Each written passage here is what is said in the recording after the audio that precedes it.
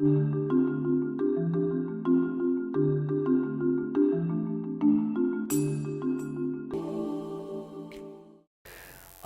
జీవితం చాలామందికి అంతగా అంగీకారంగా అనిపించకపోవచ్చు, లేదా అబ్రహాం జీవితం వారికి వర్తించకపోవచ్చు. కానీ ఈరోజు మనం చూడబోయేటువంటి వ్యక్తి జీవితం మనలో చాలామంది ఇది కూడా నాలాంటి జీవితం లాంటిదే అని ఖచ్చితంగా అంటూ ఉంటారు. మీలో ఎవరన్నా ఈ మాట అంటారా? నా తోబుట్టులే నాకు శత్రువులుగా మారారు, అంటే మా అక్క చెల్లెళ్ళు లేకపోతే మా అన్న తమ్ముళ్ళు నాకు శత్రువులుగా మారారు. ఒకవేళ ఆ మాట అనేవాళ్ళు ఉన్నట్లయితే కనుక ఈరోజు నేను చెప్పబోయేటువంటి వ్యక్తి జీవితం మీకు వర్తిస్తుంది. మీరు ఎవరన్నా మా ఇంట్లో వాళ్ళే నన్ను మోసం చేశారు, మా ఇంట్లో వాళ్ళే నన్ను బాధ పెట్టారు అని అంటారా? అయితే ఈరోజు నేను చెప్పేటువంటి వ్యక్తి జీవితం మీకు వర్తిస్తుంది. బైబిల్లో కొంతమంది వ్యక్తుల యొక్క జీవితాలు దేవుడు మనకి కావాలని పరిపూర్ణమైనటువంటి వివరణ ఇచ్చాడు.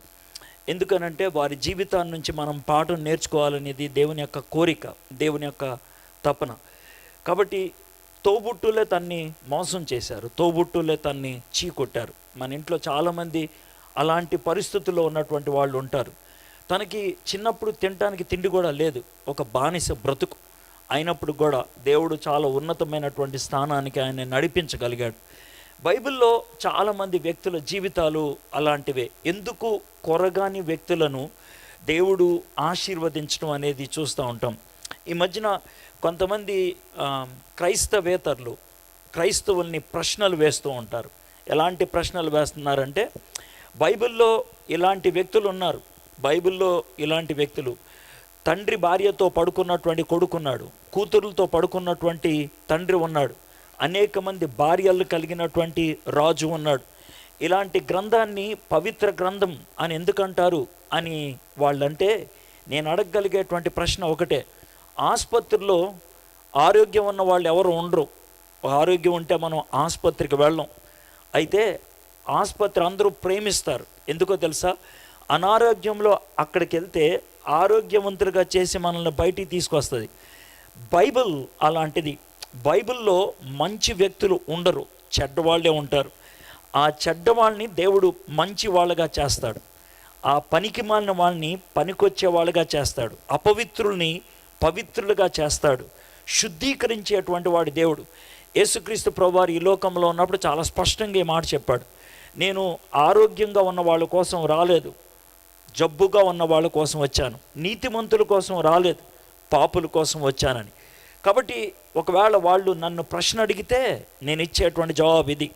నాకు జబ్బు ఉంది, నాకు పాపం ఉంది, నాకు కీడుంది, నా నెత్తి మీద శాపం ఉంది, నా జీవితం దరిద్రమైంది, కాబట్టి నాకు రక్షకుడు కావాలి, విమోచకుడు కావాలి, నన్ను అంగీకరించగలిగేటువంటి దేవుడు కావాలి. అది కనబడేది బైబిల్లో. అందుకే నేను బైబిల్ దగ్గరకు వస్తాను అని నేను చాలా స్పష్టంగా చెప్పగలుగుతాను. ఈరోజు మనము అలాంటి ఒక జీవితాన్ని చూడబోతున్నాం. పోయినసారి వచ్చినప్పుడు మీకు చెప్పాను, ఆదికాండాన్ని మనం 4 ప్రాముఖ్యమైనటువంటి నాయకులను చూడగలుగుతామని. 50 అధ్యాయాలు కలిగినటువంటి ఆదికాండంని 4 ముక్కలు చేయొచ్చు. మొదటి భాగంలో నోవహు, రెండో భాగంలో అబ్రహాము, మూడో భాగంలో యాకోబు, చివరి భాగంలో యోసేపు. ఇంకో విధంగా కూడా మనము ఆదికాండాన్ని చూడొచ్చు. ఆదికాండంలో 7 ప్రముఖులు కనబడతారు, 7 ప్రముఖులు కనబడతారు, 7 మొట్టమొదటి వ్యక్తులు కనబడతారు, 7 శ్రేష్టమైనటువంటి నమూనాలు మనకు కనబడుతుంది. మొట్టమొదట మనకు కనబడేది ఏబెల్, శ్రేష్టమైనటువంటి ఆరాధన చేశాడు, శ్రేష్టమైనటువంటి బలి అర్పించడానికి ఇష్టపడ్డాడు. రెండో వ్యక్తి మనకు కనబడేది హానోకు, శ్రేష్టమైనటువంటి నడత కలిగిన వాడుగా కనబడుతున్నాడు, దేవునితో నడిచాడు హానోకు. మూడో వ్యక్తి శ్రేష్టమైనటువంటి పని చేసిన వాడిగా కనబడుతున్నాడు నోవహు, శ్రేష్టమైనటువంటి పని ఆయన చేశాడు. నాలుగో వ్యక్తి అబ్రహాము, శ్రేష్టమైనటువంటి విశ్వాసాన్ని చూపించాడు, శ్రేష్టమైనటువంటి విశ్వాసం. ఐదో వ్యక్తి ఇస్సాకు, శ్రేష్టమైనటువంటి విధేయత చూపించాడు, తండ్రి మాటకి తల ఒగ్గి బలిపీఠం మీద పడుకోవడానికి ఇష్టపడ్డాడు. తానే బలిపశువుగా చనిపోవడానికి ఆయన తన్ను తాను సమర్పించుకున్నాడు. ఆ స్థాయిలోంచి దేవుడు ఆయన్ని తీసుకొచ్చాడు. శ్రేష్టమైనటువంటి నిరీక్షణ కలిగినటువంటి వాడిగా యాకోబు కనబడుతూ ఉన్నాడు. ఆయన చావు బతుకుల్లో ఉన్నప్పుడు యోసేపుని పిలిచి అంటున్నాడు, నేను చచ్చిపోతే నన్ను ఇక్కడ పాతి పెట్టొద్దు, మక్ఫలా తీసుకెళ్ళి అక్కడ పాతిపెట్టు, మన పితరులను ఎక్కడ పాతి పెట్టారో అక్కడ పాతిపెట్టు, ఎందుకంటే ఏదో ఒక దినాన్న మిమ్మల్ని అందరినీ కూడా దేవుడు అక్కడికి తీసుకెళ్తాడు. ఆ నిరీక్షణతో ఆయన చనిపోయాడు యాకోబు. ఏడో వ్యక్తి, చిట్ట చివరి వ్యక్తి, మనం ఇప్పుడు చూడబోయేటువంటి వ్యక్తి యోసేపు. శ్రేష్టమైనటువంటి జీవితం ఆయనకున్నది, శ్రేష్టమైనటువంటి జీవితం. ఆయన జీవితం పరిపూర్ణమైనది. 50 అధ్యాయాలు కలిగినటువంటి ఆదికాండములో చివరి 14 అధ్యాయాలు ఆయనకే కేటాయించారు. చివరి 14 అధ్యాయాలు. అబ్రహాంకి 12 అధ్యాయాలే కేటాయించారు, కానీ యోసేపుకి 14 అధ్యాయాలు కేటాయించారు. అబ్రహాం యొక్క పుట్టుక గురించి మనకు తెలియదు, అబ్రహాం యొక్క బాల్యం గురించి మనకు తెలియదు. అబ్రహాము 75వ ఏట మనకి బైబిల్లో ప్రత్యక్షం అవుతాడు. ఆయన 175 ఏళ్ళు అప్పుడు చనిపోయాడు. కానీ యోసేపు అలా కాదు, పుట్టుక నుంచి ఆయన గురించి రాశారు. బాల్యములో అబ్రహాము ఎలాంటి ఒడిదుడుకులు ఎదుర్కొన్నాడో మనకి తెలియదు, కానీ యోసేపు చిన్ననాటి నుంచే ఆయన ఎన్నో రకాలైనటువంటి పరీక్షలు ఎదుర్కొన్నాడు. వాటన్నిటిలో కూడా ఆయన శ్రేష్టమైనటువంటి జీవితాన్ని జీవించాడు. అబ్రహాము కొన్ని సందర్భాల్లో దేవుడికి అయిష్టంగా వ్యవహరించాడు, అబద్ధాలు ఆడాడు, చేయకూడనటువంటి పని ఆయన చేశాడు అబ్రహాము. అయితే యోసేపు అలా కాదు. యోసేపు జీవితంలో ఒక్క పొరపాటు కూడా, ఒక్క పాపం కూడా, తాను దేవుడికి అయిష్టంగా వ్యవహరించినటువంటి ఒక్క సన్నివేశం కూడా బైబిల్లో మనకి పొందుపరచలేదు, దేవుడు మనకి ఇవ్వలేదు. అబ్రహాం యోసేపుని ఒక ఖచ్చితమైనటువంటి జీవితంగా, ఒక శ్రేష్టమైనటువంటి జీవితంగా చూపించారు యోసేపుని. కాబట్టి యోసేపు జీవితం చాలా శ్రేష్టమైంది. అబ్రహాముని నేనేమీ తక్కువ చేయట్లేదు, కాకపోతే యోసేపు గురించి అంత ఎక్కువగా మనం మాట్లాడడం. అబ్రహాము గురించి మాట్లాడతాం, విశ్వాసులకు తండ్రి అని, కాదనట్లేదు. అబ్రహాము విశ్వాసులకు తండ్రి. ఆయన తీసుకున్నటువంటి నిర్ణయాలు అమోఘమైనవి. అన్యుడిగా ఉంటున్నప్పుడు, విగ్రహాలు అమ్ముకునేటువంటి దినాల్లో దేవుడు పిలిస్తే అన్నిటినీ విడిచిపెట్టి రావడానికి ఇష్టపడ్డాడు. ఆయన విశ్వాసం గొప్పది. కానీ ఆయన జీవితంలో అక్కడక్కడ ఒడిదుడుకులు ఉన్నాయి, వాటిని బైబిల్లో ప్రస్తావించారు. యోసేపు అలాంటోడు కాదు. యోసేపు ఆయన ఎన్నడూ కూడా పొరపాటు చేయలేదు. యోసేపు జీవితం యేసుప్రభు జీవితానికి చాలా దగ్గరగా ఉంటుంది. యేసుప్రభుని అమ్మేశాడు ఇస్కరియోతు యోధ. అదేవిధంగా యోసేపుని అన్నలు అమ్మేశారు. యోసేపుని ఏ వెలకైతే అమ్మారో అదే వెలకి యోసేపుని అమ్మేశారు. బానిస బ్రతుకులో ఉండి బానిసగా ఆయన తన సహోదరులందరినీ రక్షించాడు. యేసుప్రభు వారు బానిసగా శిలువ మీద చనిపోయి మనల్ని కూడా రక్షించాడు. తన సహోదరులు తనని అమ్మేస్తే ఆయన క్షమించాడు. తండ్రి, వీరేమి చేయుచున్నారో వీరెరుగరు, వీరిని క్షమించండి అని యేసయ్య ప్రార్థన చేశాడు. ప్రేమకు ప్రతిరూపంగా యేసుప్రభు అనుకుంటే ఒక నమూనాగా యోసేపు మనకు కనబడుతూ ఉంటాడు. అమోఘమైనటువంటి జీవితం. యేసుప్రభు మీద అన్ని రకాలైనటువంటి శోధనలు వచ్చాయి. శోధనలన్నిటిని యేసుప్రభు వారు ఎదుర్కొని విజయాన్ని సాధించాడు. యోసేపు మీద కూడా చాలా రకాలైనటువంటి శోధనలు వచ్చినాయి.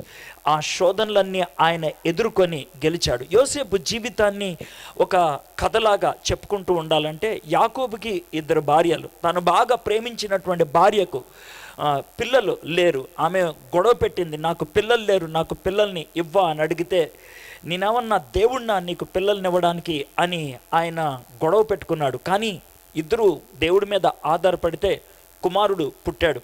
అతనికి యోసేపు అని పేరు పెట్టారు. తనకిష్టమైనటువంటి భార్యకు పుట్టినటువంటి కుమారుడు కాబట్టి యోసేపు అంటే ఆయనకి చాలా ఇష్టం. కాబట్టి యోసేపుని చిన్నప్పటి నుంచి గారాబంగా పెంచారు. అంతేకాదు, చిన్నప్పటి నుంచి ఆయన ప్రత్యేకంగా చూశారు. దానికేనేమో మిగిలిన సహోదరులకి యోసేపు అంటే కాస్త కుళ్ళు, కాస్త కచ్చి. ఆయనకి అన్ని రంగులు కలిగినటువంటి ఒక గౌను కూడా కుట్టించారు. దాన్ని బట్టి ఇంకా కుళ్ళు పెరిగిపోయింది. యోసేపుకి చిన్నప్పటి నుంచి కళలు వచ్చాయి. తనకు వచ్చినటువంటి 2 కళలు చెప్పాడు. ఒక కళ ప్రకారం సహోదరులందరూ కూడా ఆయన కాళ్ళ మీద పడ్డారు. ఇంకో కళ ప్రకారం తల్లిదండ్రులు కూడా ఆయన కాళ్ళ మీద పడ్డారు. దాంతో రెచ్చిపోయారు. ప్రతి ఒక్కళ్ళు యోసేపు అంటే వీడికి గర్వం ఎక్కువ, వీడికి అనవసరమైనటువంటి ఎగస్ట్రాలు ఎక్కువ అని చాలా చెడ్డగా ఆలోచించారు యోసేపు గురించి. సొంత అన్నలే యోసేపుని చంపేద్దాం అని అనుకున్నారు. ఒక దినాన్న భోజనం తీసుకొచ్చాడు, అన్నం తీసుకొచ్చినటువంటి తమ్ముణ్ణి చంపేద్దాం అనుకున్నారు, ఒక గుంటలో పడేశారు. ఏ విధంగా చంపేద్దాం అని ఆలోచిస్తున్న సమయంలో ఎవరో పరాయి దేశం వాళ్ళు వస్తే వాళ్ళకి అమ్మేశారు, ఒక బానిసకు అమ్మేసినట్టు అమ్మేశారు. బానిసగా రోడ్డు మీద పరాయి దేశంలో ఆయన నుంచోపెట్టి ఎవరో కొనుక్కున్నారు. వాళ్ళ ఇంట్లో పాపం కష్టపడి బతుకుతూ ఉంటే కాస్త పైకొచ్చాడు. ఆ ఇంట్లో పైకి వచ్చినప్పుడు ఇంటి యజమానురాలు అతని అందాన్ని చూసి మోహించింది, అతనితో పడుకోమని అడిగింది. తాను ఒప్పుకోకపోతే తన మీద నేరం మోపి తనని జైల్లో పడేసింది. ఆ జైల్లో ఉన్నటువంటి ఇద్దరు తన తోటి ఉండేటువంటి ఆ ఖైదీలు, వాళ్ళిద్దరికి వచ్చినటువంటి కళలకు భావం చెప్పాడు. ఆ కళలకు భావం నెరవేరినప్పుడు తనని బయటికి తీసుకురావడానికి ఒక ఆలోచన వాళ్ళకి ఇమ్మని చెప్పాడు. కానీ వాళ్ళు మర్చిపోయాడు. ఒకడు చచ్చిపోయాడు, ఒకడు ప్రమోషన్ పైకి వెళ్ళిపోయాడు, కానీ మర్చిపోయాడు.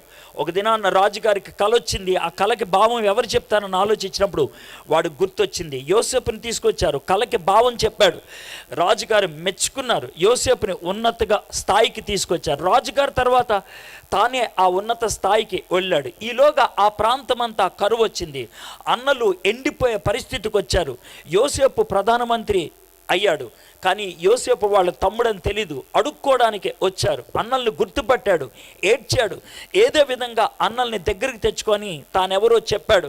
వాళ్ళు భయపడిపోయారు. పర్లేదు, మీరు భయపడద్దు, దేవుడు నన్ను ఇక్కడికి తీసుకొచ్చాడులే అనుకున్నారు. ఈలోగా డాడీని కూడా తీసుకొచ్చారు. డాడీ ముసలోడైపోయారు, డాడీ చచ్చిపోయాడు. చచ్చిపోకముందు ఆయన అందరు కొడుకుల గురించి చెప్పాడు, యోసేపుని ప్రత్యేకంగా ఆశీర్వదించాడు. తండ్రి చచ్చిపోయిన తర్వాత అన్నలకి భయం వేసింది. డాడీ ఇప్పుడు దాకా మనల్ని కాపాడాడు, డాడీ చనిపోయాడు, ఇప్పుడు వీడు మనల్ని చంపేస్తాడేమో అనుకొని వాళ్ళు ఒక అబద్ధం ఆడటం మొదలుపెట్టారు. అయ్యా, మీ నాన్నగారు బ్రతికున్నప్పుడు ఈ విధంగా చెప్పారు, ఏమనంటే మీ అన్నల్ని క్షమించమని చెప్పి అని అంటే, అప్పుడు అంటారు ఆయన అద్భుతమైనటువంటి మాట, మీరు కీడుని చేయాలని ఉద్దేశించారు, దేవుడు ఆ కీడే మనకి మేలుగా చేశాడు. నేను మిమ్మల్ని శిక్షించట్లేదు, మీ మీద నాకు కోపం లేదు, నేను మిమ్మల్ని క్షమిస్తున్నాను, నేను మిమ్మల్ని ప్రేమిస్తున్నాను అని చెప్పాడు. ఇది ఆయన జీవితం గురించి ఉన్నటువంటి కథ, ఒక కథలాగా చెప్పాను. యోసేపు జీవితం మొత్తంలో 37వ అధ్యాయం నుంచి 50వ అధ్యాయం దాకా ఎక్కడ కూడా ఆయన జీవితంలో పొరపాటు కనబడదు. చాలా అద్భుతమైనటువంటి పద్ధతిలో ఈ యొక్క కథ నడుస్తూ ఉంటుంది. మీలో చాలామందికి సీరియల్స్ అంటే ఇష్టం, మీలో చాలామందికి సినిమాలు అంటే ఇష్టం. ఒకవేళ యోసేపు జీవితాన్ని చదువుకుంటూ ఊహల్లోకి తెచ్చుకుంటే చాలా అమోఘంగా అనిపిస్తుంది. అది మీ జీవితానికి ఆహ్లాదాన్ని కలిగించేదే కాదు, అలాంటి దేవుడు మనకున్నాడనే విషయం మీకు అర్థమవుతుంది.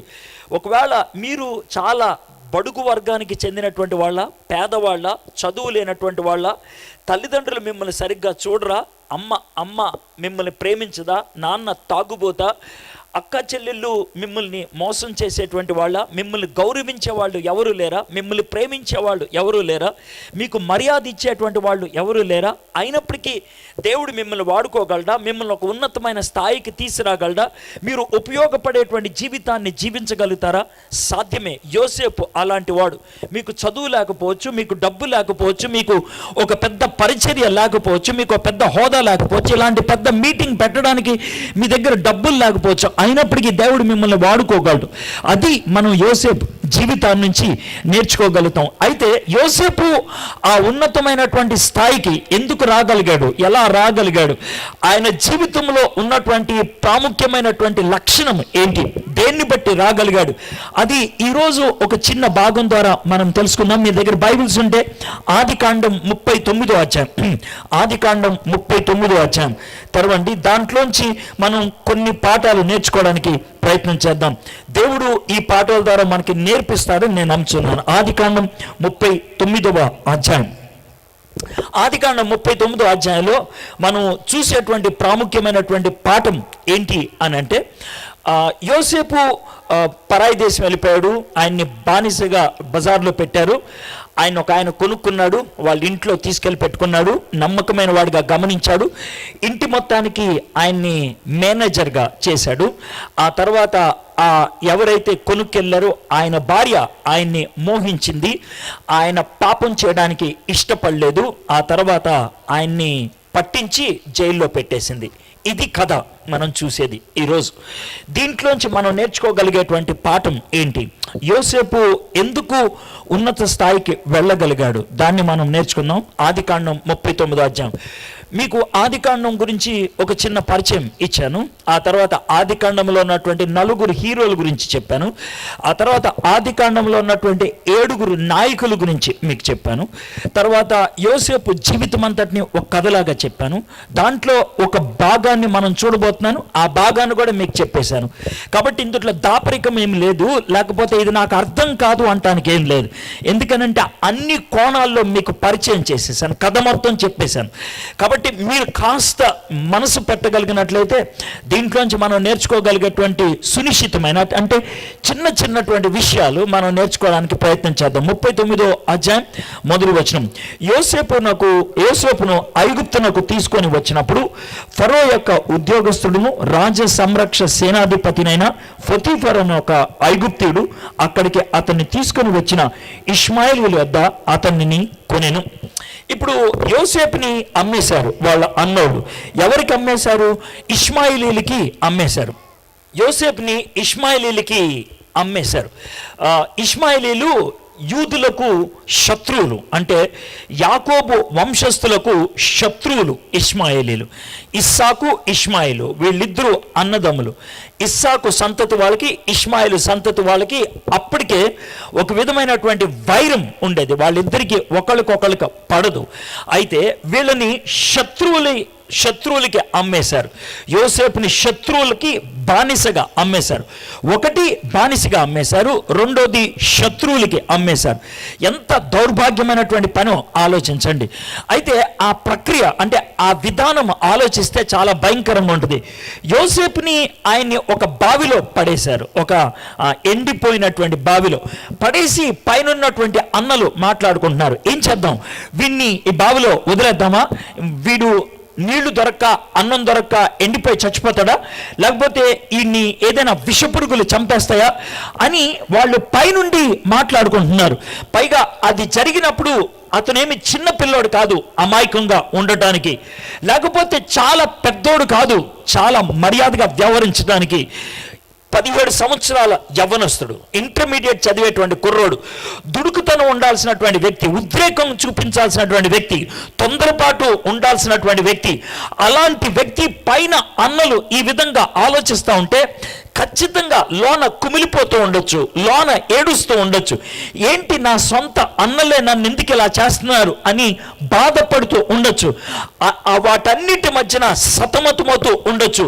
అయితే చివరికి అరే ఈయన్ని చంపేస్తే మనకు వచ్చేదేంట్రా, వీడిని ఈ బావిలో పడేస్తే మనకు వచ్చేదేంట్రా, ఎవరో వస్తున్నారు వాళ్ళకి అమ్మేద్దామా అని అన్నారు. దగ్గరకు వచ్చినప్పుడు చూశారు, అరే వీళ్ళు ఐగుప్తీయులు, వీళ్ళు ఇష్మాయిలీలు అంటే ఎవడో ఒక రాను ఉంటాడు, అన్నా వీళ్ళు మనకు శత్రువులు కదా, శత్రువుకి అమ్మేస్తే తమ్ముణ్ణి చిత్తకొట్టేస్తారేమో, వాడిని బాగా హింసిస్తారేమో, పర్లా వాడికి అలాంటి శాస్తి ఉండాల్సిందే, అలాంటి శిక్ష పడాల్సిందే అని శత్రువుకి అమ్మేశారు 30 రూపాయలకి.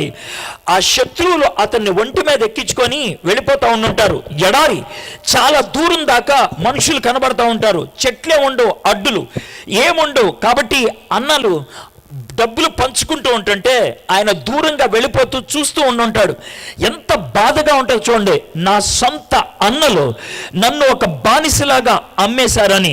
అమ్మేసేటప్పుడు ఏమని చెప్పుండుంటారు ఒకసారి ఆలోచించండి. వీడు మా తమ్ముడండి, వీడిని అమ్మేస్తున్నాం అంటే ఎవడన్నా కొనుక్కుంటారా? కొనుక్కోరు. వీడు పనోడండి, వీడిని తెచ్చిపెట్టుకున్నామండి మా ఇంట్లో పని చేసుకోవడానికి, వీడు సరిగ్గా పని చేయట్లేదండి, వీడిని తీసుకెళ్ళిపోండి, వీడిని చిత్తక దంతే నడుము ఉంచుతాడండి, వీడిని చిత్తక బాధితే వీడు పొగరు తగ్గుద్దండి, వీడిని తీసుకెళ్ళండి అని అమ్మేసి ఉంటారు. ఒక్కసారి ఆలోచించండి, మీ అమ్మ నాన్న మీ తోబుట్టులు నిన్ను నా తమ్ముడు కాదు, నిన్ను నా చెల్లివి కాదు అని అంటే ఎలాగనిపిస్తుందో ఆలోచించండి. సరదాగంటేనే మనం తట్టుకోలేం. అయితే నిజంగా జరుగుతుంది, అతన్ని నిజంగా అమ్మేశారు. అలాగే ఆయన ఒక్కసారిగా కృంగిపోయి ఉంటాడు, ఒక్కసారిగా ఆయన నిరాశకు గురై ఉంటాడు. నేను పుట్టకుండా ఉంటే బాగుండు అని అనుకొని ఉండొచ్చు, కానీ మనకి తెలియదు ఆయన ఏ విధంగా వ్యవహరించాడు. ఒంటి మీద ఎక్కించుకొని ఆయన్ని తీసుకెళ్ళిపోయారు, ఐగుప్తు దేశం తీసుకెళ్ళిపోయారు. దేశం కాని దేశం, తనకి భాష కూడా రాదు, వేరే భాష మాట్లాడేటువంటి వాళ్ళు, ఆ దేశము శత్రువుల యొక్క దేశం. ఆ దేశంలోకి వెళ్ళిన తర్వాత ఆయన చేసిన పని ఏంటి తెలుసా? ఆయన ఒంటి మీద ఉన్నటువంటి బట్టలు ఇప్పేసి ఉంటారు. మీకు అర్థమైందో లేదో, యోసేపు పైన ఉన్నటువంటి అంగీని అన్నలు తీసేసుకున్నారు కాబట్టి లోన బనీన్ అలాంటిది ఉంటుంది, అవి కూడా తీసేసి ఉంటారు. కేవలం చెడ్డీతో ఆయన రోడ్డు మీద ఉంచారేమో, బహుశా అది కూడా తీసేసారేమో తెలీదు. యవ్వనస్తుడు నగ్నంగా కానీ అర్ధనగ్నంగా కానీ రోడ్డు మీద నుంచో పెడితే ఎంత భయంకరంగా ఉంటుందో ఆలోచించండి. ఆ విధంగా నుంచో పెడితే రోడ్డు మీద అటు ఇటు వెళ్ళేవాడు ఈయనెంత కమ్ముతారు అని ఒక కోడిని కొన్నట్లో, లేకపోతే ఒక కూరగాయను కొన్నట్లో, లేకపోతే ఒక పువ్వు కొన్నట్లో దాన్ని చూసి కొనుక్కుంటారు అనమాట. కాబట్టి యోసేపును చూసి అడి తిరగరా చెయ్యత్రా, ఒకసారి నోరు తెరు, ఎందుకని వీడి పళ్ళు పుచ్చిపోయినాయేమో చూద్దాం, వీడికి ఎక్కడైనా గజ్జుందేమో చూద్దాం, వీడికి ఏమన్నా కురుపులు ఉన్నాయేమో చూద్దాం, వీడి కుంటోడా, వీడి గుడ్డోడా, వీడి సరిగ్గా వినపడగలదా, ఈ విధంగా అన్ని విధాల పరిశోధించి అప్పుడు కొనుక్కుంటారు. ఎంత భయంకరంగా ఉంటుందో ఆలోచించండి. ఓసారి నిన్ను నోరు తెరువు అని డాక్టర్ అంటేనే సిగ్గుపడతావు, ఓసారి చెయ్యి చాపుతావు అని డాక్టర్ అడిగితేనే సిగ్గుపడతావు. డాక్టర్ నీకున్న జబ్బు కనుక్కోవడానికి నోరు తెరవమని అడిగితేనే నువ్వు బాధపడతావే, కొనుక్కోవడానికి ఒక నోరు తెరవమంటే, కొనుక్కోవడానికి ఒక అటు ఇటు తిరగమంటే ఎంత భయంకరంగా ఉంటుందో ఆలోచించండి. యోసేపు పరిస్థితి అది. అలాంటి పరిస్థితుల్లో ఉన్నప్పుడు అతన్ని ఒకడు కొనుక్కున్నాడు. ఎవరు కొనుక్కున్నాడంట? ఫరో యొక్క ఉద్యోగస్తుడును రాజ సంరక్షక సేనాధిపతి అయిన రాజుగారు సంరక్షించడానికి సెక్యూరిటీ పీపుల్ ఉంటారు, వాళ్ళ నాయకుడు కొనుక్కున్నాడు. అంటే మన భాషలో చెప్పాలంటే రాష్ట్రానికి ఒక ఐజీ ఉంటాడు, ఐజీ ఇన్స్పెక్టర్ జనరల్ అంటారు. మనకి వేల కొద్ది పోలీసులు ఉంటారు, పోలీసుల మీద ఇన్స్పెక్టర్లు ఉంటారు, ఇన్స్పెక్టర్ల మీద ఆఫీసర్స్ ఉంటారు జిల్లా వారీగా. ఈ ఆఫీసర్లు అందరికీ 3-4 జిల్లాలు కలిపి ఒక డిఎస్పీ ఉంటాడు, డివిజనల్ ఆయన. ఆ పైన ఉండేటువంటి ఆయన్ని ఐజీ అంటారు. ఐజీ అంటే రాష్ట్రం మొత్తంలో పోలీసులకి అధినేత. ఆయన ముఖ్యమంత్రికి చాలా దగ్గరగా ఉంటాడు, ముఖ్యమంత్రితో డైరెక్ట్గా సంప్రదింపులు కలిగి ఉంటాడు. ఆయన్ని ఐజీ అని అంటారు. ఈయన అలాంటి వాడు, రాజుగారికి దగ్గరగా ఉంటాడు, రాజుగారి యొక్క సంరక్షణ అంతా ఆయన చూసుకుంటాడు. ఆయన ఇంట్లో పనోడు కోసం అని యోసేపును కొనుక్కోవడానికి ఇష్టపడ్డాడు. అయితే మీరు ఒకసారి ఆలోచించండి, అలాంటి ఉన్నతమైనటువంటి పోలీస్ అధికారి కళ్ళు చాలా సునిశ్చితంగా ఉంటాయి. పోలీస్ వాళ్ళు ఎప్పుడు కూడా మనుషుల్ని ఎవరిని చూసినా అనుమానాస్పదంగా చూస్తారు. వీడు ఎలాంటి వాడు, వీడు ఏంటి అని అన్ని కోణాల్లో పరిశోధించడానికి ప్రయత్నం చేస్తారు. వాళ్ళ యొక్క చూపులే వేరు, వాళ్ళ యొక్క దృష్టి వేరు. అయితే ఈయన యోసేపు మీద దృష్టి పడింది, యోసేపుని చూశాడు. నేను అనుకుంటాను యోసేపు ధైర్యంగా కనబడి ఉంటాడు, యోసేపు మంచిగా కనబడి ఉంటాడు, యోసేపు ముఖ కవళికలు మంచిగా అనిపించి ఉంటాయి. యోసేపును చూడంగానే వీడు నమ్మకస్తుడు అని అనిపించున్నది. అందుకనే రాజ సంరక్షక నాయకుడు యోసేపును కొనుక్కోవడానికి ఇష్టపడ్డాడు. నాకు ఇప్పటికీ అర్థం కానటువంటి పరిస్థితి ఏంటంటే, అంత భయంకరమైనటువంటి పరిస్థితుల్లో కూడా ముఖ కవళికల్లో నవ్వు ఏ విధంగా చూపించాడు, ముఖ కవళికల్లో ఆ నమ్మకత్వాన్ని ఎలా చూపించాడు. లేకపోతే కనుక రాజ సంరక్షకుడు కొనుక్కునేటువంటి వాడు కాదు. ఎలా సాధ్యమైంది? ఎందుకని అంత నిబ్బరంగా ఉన్నాడు? దేశం కాని దేశంలో ఉన్నాడు, ఆయన బానిసగా ఉన్నాడు, బట్టలు లేకుండా ఉన్నాడు, సొంత అన్నలు అమ్మేశారు, మళ్ళీ వెనక్కి వెళ్ళేటువంటి పరిస్థితి లేదు, ధైర్యమైనటువంటి స్థితి. కొంతకాలం బానిసగా ఉన్న తర్వాత చచ్చిపోవాల్సిందే, అది పరిస్థితి. తన జీవితం తనకి తెలుసు, ఇక తన గమ్యం ఇక నాశనం అని తెలుసు. అలాంటి పరిస్థితుల్లో కూడా ఆయన నవ్వుతూ ఎలా ఉండగలిగాడు, ఆయన నమ్మకమైనటువంటి ముఖ కవళికలు ఎలా చూపించగలిగాడు. దొంగ చూపులు ఆయనకి లేవు, బిత్తరు చూపులు ఆయనకి లేవు, దుఃఖపు చూపులు ఆయనకి లేవు. వీడు మొహం చూస్తే తెల్లారుజామునే చీ అని అనిపించుకునేటట్లు లేదు. అందుకనే యోసేపుని కొనుక్కోగలిగాడు. ఎందుకు అని అంటే, 2వ వచనంలో చాలా స్పష్టంగా అర్థమవుతుంది. యెహోవా యోసేపునకు తోడై ఉండెను గనుక అతడు వర్ధిల్లుచు తన యజమానుడగు తన ఐగుప్తుని ఇంట నుండెను. దేవుడు తనకి తోడుగా ఉన్నాడు. ఇది చాలా ప్రాముఖ్యమైనటువంటి పాఠం. దేవుడు ఆయనకి తోడుగా ఉన్నాడు. ఒక మాట చెప్పాలంటే దేవుడు అందరికీ తోడుగా ఉండడానికి ఇష్టపడతాడు. దేవుడు తోడుగా ఉండనటువంటి మనిషి ఈ లోకములో ఎవరూ లేరు. నాకు తోడుగా ఉన్నాడా అని మీరంటే ఉన్నాడు అని నేను అంటాను. దేవుడు నీకు తోడుగా. అయితే ఆయన తోడుని నువ్వు అనుభవిస్తున్నావా లేదా అనేది ప్రశ్న. ఆయన సన్నిధిని నువ్వు అనుభవిస్తున్నావా లేదా అనేది ప్రశ్న. ఆయన నాతో ఉన్నాడు అని నువ్వు ఆ విధమైనటువంటి ఆలోచనలో నువ్వు జీవిస్తున్నావా లేదా అనేది ప్రశ్న. ఇక్కడ చాలా మందికి ఎయిర్టెల్ సిమ్ ఉంటుంది, చాలా మందికి బిఎస్ఎన్ఎల్ సిమ్ ఉంటుంది. నాకు ఎయిర్టెల్ సిమ్ ఉన్నది నా ఫోన్కి. ఖరీదైనటువంటి ఫోనే, 60,000 ఖరీదు చేస్తుంది నా ఫోన్. ఎయిర్టెల్ సిమ్ ఉన్నది. అయితే ఎయిర్టెల్ సిమ్ ఉన్నటువంటి ఈ ఫోన్ ఒకవేళ బిఎస్ఎన్ఎల్ సిగ్నల్స్ దీనికి వస్తాయా అని అంటే రావు అని చెప్తాను. తొక్కలో ఫోనా, పనికి మాలిన ఫోనా? బిఎస్ఎన్ఎల్ సిగ్నల్స్ రానప్పుడు ఆ ఫోన్ ఎందుకు పనిచేస్తుందనంటే నేను అనగలిగేటువంటి మాట ఒకటే, దీంట్లో ఎయిర్టెల్ సిమ్ ఉంది, బిఎస్ఎన్ఎల్ సిమ్ లేదు కాబట్టి రాదు. అంటే ఇక్కడ బిఎస్ఎన్ఎల్ సిగ్నల్స్ లేవా? ఉన్నాయి, కానీ దీంట్లోకి రావు. ఇక్కడ బిఎస్ఎన్ఎల్ సిమ్ ఉన్న ఫోన్ ఉంటే ఫోన్ రాదా? వస్తుంది. మరి దీనికి రాదా? రాదు. నీ పక్కనోడికి వచ్చింది, నీకెందుకు రాదు? ఎందుకు రాదంటే దీంట్లో బిఎస్ఎన్ఎల్ సిమ్ లేదు. నీ పక్కనున్నవాడు దేవుణ్ణి అనుభవించవచ్చు, కానీ నువ్వు అనుభవించలేకపోవచ్చు. నీ పక్కన చెయ్యి పట్టుకున్న వ్యక్తి దేవుణ్ణి అనుభవిస్తూ ఉండొచ్చు, కానీ నువ్వు అనుభవించలేకపోవచ్చు. ఇదే గ్రౌండ్లో నువ్వు ఉన్నావు, ఇదే వర్తమానాన్ని నువ్వు వింటున్నావు, ఇదే స్థితిగతిలో ఉన్నావు. నువ్వు దేవుణ్ణి అనుభవించలేకపోతే మీటింగ్ ఇది కాదు పొరపాటు, వాక్యం అందించేది కాదు పొరపాటు, చుట్టూ ఉన్నటువంటి పరిస్థితుల్లో కాదు పొరపాటు నీలో ఉంది. నేను చాలా గట్టిగా అడుగుతున్నాను, నువ్వు దేవుని బిడ్డవైతే దేవుని స్పర్శ నీకు తెలియాలి. దేవుని బిడ్డ అయితే దేవుని యొక్క సన్నిధిని అనుభవించగలిగి ఉండాలి. లేదు అని అంటే నీలో ఏదో పొరపాటు ఉంది, లేదు అంటే నీలో ఏదో తేడా ఉన్నది అనే మాట నేను చెప్పగలుగుతాను. బైబిల్లో ఒక సన్నివేశం చెప్తాను. దేవుని సన్నిధి అనుభవించడం అంటే ఏంటో మీకు అర్థమవుతుంది. ఇశ్రాయేల్ దేశానికి సిరియా దేశానికి కొన్ని వేల సంవత్సరాలుగా యుద్ధం జరుగుతుంది. కొన్ని వేల సంవత్సరాలుగా 3000 సంవత్సరాల క్రితం జరుగుతున్నటువంటి సన్నివేశం. ఇశ్రాయేల్ దేశం సిరియా దేశం వేసినటువంటి ప్రతి పన్నాగానికి, ప్రతి ప్రణాళికకి వీళ్ళు ముందుగానే దానికి ప్రతికూలంగా వ్యవహరించేవాళ్ళు. దానికి ప్రతిస్పందన ముందే, అంటే వాళ్ళు ఇక్కడ బాంబులు వేస్తారంటే అంతకంటే ముందే వాళ్ళు అక్కడికి వెళ్ళిపోయేవాళ్ళు. అది అన్నమాట. అయితే సిరియా దేశపు రాజు ఒకసారి గమనించి తన సైనిక అధికారులందరినీ పిలిచి ఏమంటాడు తెలుసా? నాకు ఒక అనుమానం ఉంది అంటాడు. ఏంటనంటే మన సైనిక అధికారుల్లో ఎవరో ఒకళ్ళు ఇశ్రాయేల్ దేశంలో ఉన్నటువంటి రాజుకి నేను ఆలోచించే ఆలోచనలన్నీ చెప్పేస్తున్నారు. ఎవడది?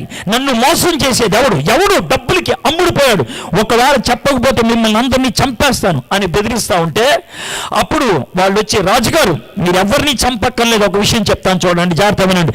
రాజుగారు మీరు బెడ్రూమ్లో మీ పడక గదిలో కూర్చొని ఆలోచించే ఆలోచనలన్నీ అక్కడ ఉన్నటువంటి ఒక ప్రవక్తకి దేవుడు చూపిస్తున్నాడు. ఎవర్రా ఆ ప్రవక్త?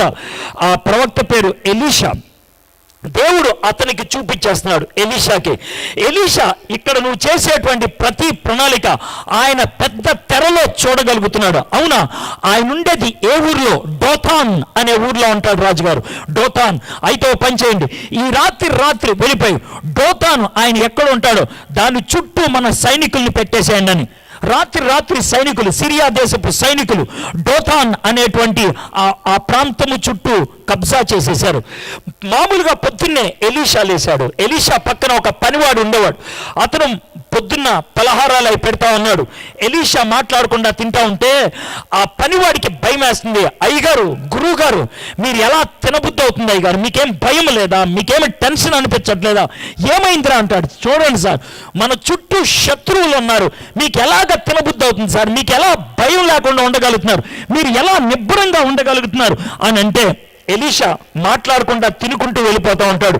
అప్పుడు అడుగుతాడు మళ్ళీ, ఏంటి సార్ ఇది అని అంటే, అప్పుడు ఎలీషా తలెత్తి ఒక ప్రార్థన చేస్తాడు. దేవా, వీడి కళ్ళు తెరువు ప్రభువా అని ప్రార్థన చేస్తాడు. వీడి కళ్ళు తెరువు ప్రభువా అని. 2 రాజుల గ్రంథం 6వ అధ్యాయం 18-19 వచ్చిన తీయక్కర్లేదు. వీడి కళ్ళు తెరువు ప్రభువా అని ప్రార్థన చేస్తాడు. ఎప్పుడైతే ఆ ప్రార్థన చేశాడో ఆ పనివాడు కళ్ళు తెరుచుకుంటే, అంటే వాడు కళ్ళు మూసుకొని లేడు, కళ్ళు తెరిసే ఉన్నాడు. కానీ దేవుడు వాడి యొక్క ఆత్మీయ నేత్రాలను తెరుస్తాడు. అప్పుడేమవుతుందో తెలుసా, సిరియా దేశపు సైనికులకి ఈ ప్రవక్తకి మధ్యలో యుద్ధం చేయడానికని అగ్ని రథాలు ఉన్నాయి. దేవుడు ఏర్పాటు చేసినటువంటి అగ్ని రథాలు. అంటే అంతకు ముందు లేవా ఉన్నాయి, ఆ అగ్ని రథాలు అక్కడే ఉన్నాయి. కానీ ఎప్పుడైతే ఎలీషా ప్రార్థన చేశాడో అప్పుడు దేవుడు కళ్ళు తెరిస్తే అవి కనబడ్డాయి. కళ్ళు తెరిచినప్పుడు కనబడ్డాయి. నా ప్రార్థన ఒకటే ఈ రాత్రి, దేవుడు మీ మనోనేత్రాలని తెరిచినట్లయితే దేవుని సన్నిధిని మీరు అనుభవించగలుగుతారు. చాలా సందర్భాల్లో మనకొచ్చే ప్రశ్నలకి జవాబు దొరకదు. మళ్ళీ చెప్తున్నాను, చాలా సందర్భాల్లో మనం అడిగే ప్రశ్నలకి జవాబు దొరకదు. దేవుడు చాలా సందర్భాల్లో నేను నీకు జవాబు ఇవ్వలేను, మరి ఏం చేస్తావు, నేను నీతో ఉంటాను అని అంటాడు. ఒకవేళ నేను పాలకొల్లు నుంచి వెంకటాపురం రావాలనంటే కృపావరం గారు నాకు దారి చెప్పడానికి ప్రయత్నం చేసి ఆయన ఏమంటాడు తెలుసా, సార్ మీకు దారి చెప్పలేను కానీ నేనే వస్తాను సార్ అంటాడు. చాలా సులభమైన పని అని తెలుసా, ఆయన వచ్చి తీసుకెళ్ళటం నాకు దారి చెప్పే కంటే. దేవుడు చాలా సందర్భాల్లో మనకి దారి చెప్పడానికి ప్రయత్నం చేసి బుర్రగొక్కొని, రే నీకు దారి చెప్తే అర్థం కాదు కానీ నువ్వు అక్కడే ఉండు, నేను వస్తా, నేను తీసుకెళ్తాను నిన్ను. దేవుడు మనల్ని తీసుకెళ్తాడు. అందుకే నేనే మార్గం అని అన్నాడు, నేను నిన్ను నడిపిస్తా అని అన్నాడు. కాబట్టి ఈ రాత్రి మీ ప్రశ్నలకు జవాబు అడగొద్దు. ప్రశ్నలకు జవాబు అడిగితే మనకి పిచ్చెక్కుద్ది. మీకు ఒకవేళ యోబు గ్రంథం చదివేటువంటి అలవాటు ఉన్నట్లయితే యోబు గ్రంథం చాలా కఠినంగా అనిపిస్తుంది. కానీ నేను యోబు గ్రంథాన్ని చదివినప్పుడు నాకు దాంట్లో 4 భాగాలు చాలా స్పష్టంగా కనబడ్డాయి. మొదటి 2 అధ్యాయాల్లో ఆయన పోరాడాడు, శోధనలో చాలా రకాలైనటువంటి విమర్శలకు గురయ్యాడు. ఆ తర్వాత 3వ అధ్యాయం నుంచి 37వ అధ్యాయం దాకా, 3వ అధ్యాయం నుంచి 37వ అధ్యాయం దాకా ఆయన చుట్టూ ఉన్నటువంటి వ్యక్తులతో పోరాడాడు. అప్పుడు శోధనతో పోరాడాడు, ఇక్కడ వ్యక్తులతో పోరాడాడు. 38వ అధ్యాయం నుంచి 41వ అధ్యాయం దాకా దేవుడితో ఆయన పోరాడటానికి ప్రయత్నం చేశాడు. ఆ టైంలో దేవుడు 64 ప్రశ్నలు అడిగాడు యోబుని. 1 కాదు 2 కాదు, 64 ప్రశ్నలు అడిగాడు. 64 ప్రశ్నలు. ఆ ప్రశ్నల్లో ఒక్క ప్రశ్నకి జవాబు చెప్పలేక చివరికి 42వ అధ్యాయంలో యోబు ఏమంటాడు తెలుసా, అయ్యా నువ్వు నాతో ఉంటే చాలు అని అన్నాడు. నాకు ప్రశ్నలకి జవాబు వద్దు, నువ్వు నాతో ఉంటే చాలు, నువ్వు నాతో ఉంటే చాలు. మనము కష్టాల్లో ఉన్నామా, మనల్ని ఎవరన్నా మోసం చేశారా, మనల్ని ఎవరన్నా ఇబ్బందుల్లో పెట్టారా? దేవుడు ఇబ్బందులు తొలగించడు, మనల్ని మోసం చేసే వాళ్ళని తొలగించడు. కానీ ఒకటి మాత్రం చేస్తాడు, మనతో ఆయన ఉండడానికి ఇష్టపడతాడు. చూడండి, యోసేపు యొక్క అన్నలు ఆయన్ని అమ్మేశారు, యోసేపు యొక్క అన్నలు ఆయన్ని బావిలో పడేశారు, యోసేపు యొక్క అన్నలు శత్రువుకి అమ్మేశాడు. ఒకవేళ యోసేపు స్థాయిలో మీరుంటే, మా అన్నల్ని నలక్కొట్టు ప్రభా, మా అన్నల్ని చిత్తకొట్టు ప్రభా, మా అన్నల్ని శిక్షించు ప్రభా అని ప్రార్థన చేసి ఉండేవాడము. యోసేపు అలా చెయ్యలేదేమో అనిపిస్తుంది. నాకేమనిపిస్తుంది తెలుసా, యేసయ్యా నువ్వు నాతో ఉంటే చాలు, దేవా నువ్వు నాతో ఉంటే చాలు. దేవుడు తనతో ఉన్నాడు, దేవుడు తనతో ఉన్నాడు. శత్రు లోకంలో ఉండొచ్చు, ఆయన శత్రువు యొక్క ప్రపంచంలో ఉండొచ్చు, ఆయన అక్కడ కూడా దేవుని సన్నిధిని అనుభవించాడు. ఈ రాత్రి నువ్వు నేర్చుకోవాల్సినటువంటి పాఠం ఇది. నీ ప్రశ్నలకు జవాబు కాదు కావాల్సింది, నీ ప్రశ్న పరిస్థితుల్లో దేవుని సన్నిధి నీకు కావాలి. యోసేపు కోరుకున్నాడు, దేవా నువ్వు నాతో ఉంటే చాలు. అందుకనే అనుకుంటా యెహోవా యోసేపునకు తోడై ఉండను గనుక అతడు వర్ధిల్లుతూ తన యజమానుడగు ఆ ఐగుప్తిని ఇంట ఉండెను. దేవుడు శత్రువుల్ని తొలగించేలా, శత్రువులు అంటే ఎవరు, తన సొంత అన్నలు, వాళ్ళని తొలగించేలా. కానీ దేవుడు మాత్రం ఒకటి చేశాడు, వాళ్ళని శిక్షించలా. కానీ దేవుడు మాత్రం ఒకటి చేశాడు, ఏంటి తెలుసా, యోసేపుని అభివృద్ధి పరచడం మొదలుపెట్టాడు. యోసేపుని అభివృద్ధి పరచాలంటే ముందు భరోసా ఇవ్వాలి. తాను దగ్గరకు వచ్చినాడు, యోసేపు నేను నీతో ఉన్నాను, నువ్వు చేసే పని జాగ్రత్తగా చేసుకుంటున్నావు. దేవుడు చాలా సందర్భాల్లో మనలో అభివృద్ధిని ఆంఫట్ లాగా ఇవ్వడు. ఆంఫట్ అంటే ఏంటి తెలుసా, ఈరోజు ప్రార్థన చేస్తే రేపు అభివృద్ధి వచ్చేది. ఈరోజు ప్రార్థన చేస్తే రేపు పొద్దున ఆత్మీయత రాదు. కష్టపడటం నేర్పిస్తాడు. నెమ్మదిగా అంచెలంచెలుగా ఎదగడం నేర్పిస్తాడు. మొన్నోసారి ఒక కుర్రోడు నాతో చాట్ చేస్తూ ఏమన్నాడు తెలుసా? అన్న, నీకులాగా నేను ప్రసంగం చేయాలనుకుంటున్నాను అని అన్నాడు. దానికి 2 కష్టాలు ఉన్నాయి తమ్ముడు అన్న. ఒకటి ఏంటంటే, నాకులాగా ప్రపంచంలో ఇంకోటి ప్రసంగం చేస్తాడని నేను అనుకోను. అంటే నేనేదో పెద్ద పోటీగాడినని కాదు, నేనేదో దిగొచ్చినానని కాదు. దేవుడు రెండో వ్యక్తిని నాలాంటి వాడిని తయారు చేయడు. ఇది మొదటిది. రెండోది, నాలాగా నువ్వు ప్రసంగం చేయాలంటే 30 ఏళ్ళు ఆగాలేమో నువ్వు అన్నా. ఏ సార్ అన్నాడు, నా మాటలు 30 ఏళ్ళ అనుభవంలోంచి వచ్చాయి, నాకున్నటువంటి పదాలు 30 ఏళ్ళ అనుభవంలోంచి వచ్చాయి. నేను 30 ఏళ్ళు వాక్యాన్ని పఠిస్తే వచ్చింది. దాన్ని 3 రోజుల్లో నువ్వు సంపాదించాలనుకుంటే అది ఎర్రితనం అవుతుంది, అది పిచ్చతనం అవుతుంది. ఆత్మీయత అనేది నెమ్మదిగా వస్తుంది. దేవునిలో ఎదగటం అనేది నెమ్మదిగా వస్తుంది. ఈ లోకంలో ప్రతిదీ కూడా ఫాస్ట్గా అయిపోవాలి, వేగంగా అయిపోవాలి అనేటువంటి తత్వంలో ఉన్నాం కాబట్టి రేపటికల్లా నేను స్పీకర్ని అయిపోవాలి, ఎల్లుండల్లా నేను ఇంటర్నేషనల్ అయిపోవాలి, ఆ తర్వాత నేను క్రూసైడ్స్లో మాట్లాడాలి. ఇది చాలా మంది యవ్వనస్తులకు ఉన్నటువంటి ఆలోచనలు. ఒక సూట్ తగిలించుకొని 2 బౌన్సర్స్ పెట్టుకొని ఒక అద్దెకారు వేసుకొని వస్తే సెటప్ వస్తుంది అనుకుంటాడు. అది పనిచేయదు. ఎంత వేగంగా పైకి ఎగురుతారో అంత వేగంగా కూలిపోతారు. నిలకడగా ఎదిగేవాడు స్థిరంగా ఉంటాడు. అది గుర్తుపెట్టుకోండి. నిలకడగా ఎదగడం నేర్చుకోవాలి. దేవుడు యోసేపుని ఒక్కసారిగా పైకి తీసుకెళ్ళలేదు, అంచెలంచెలుగా తీసుకెళ్ళాడు. ఆత్మీయత అనేది అంచెలంచెలుగా ఉండాలి. పాఠాలు నేర్చుకోవాలి మన జీవితంలో. ఇతరులకి బోధించాలంటే అనుభవం మనకు ఉండాలి.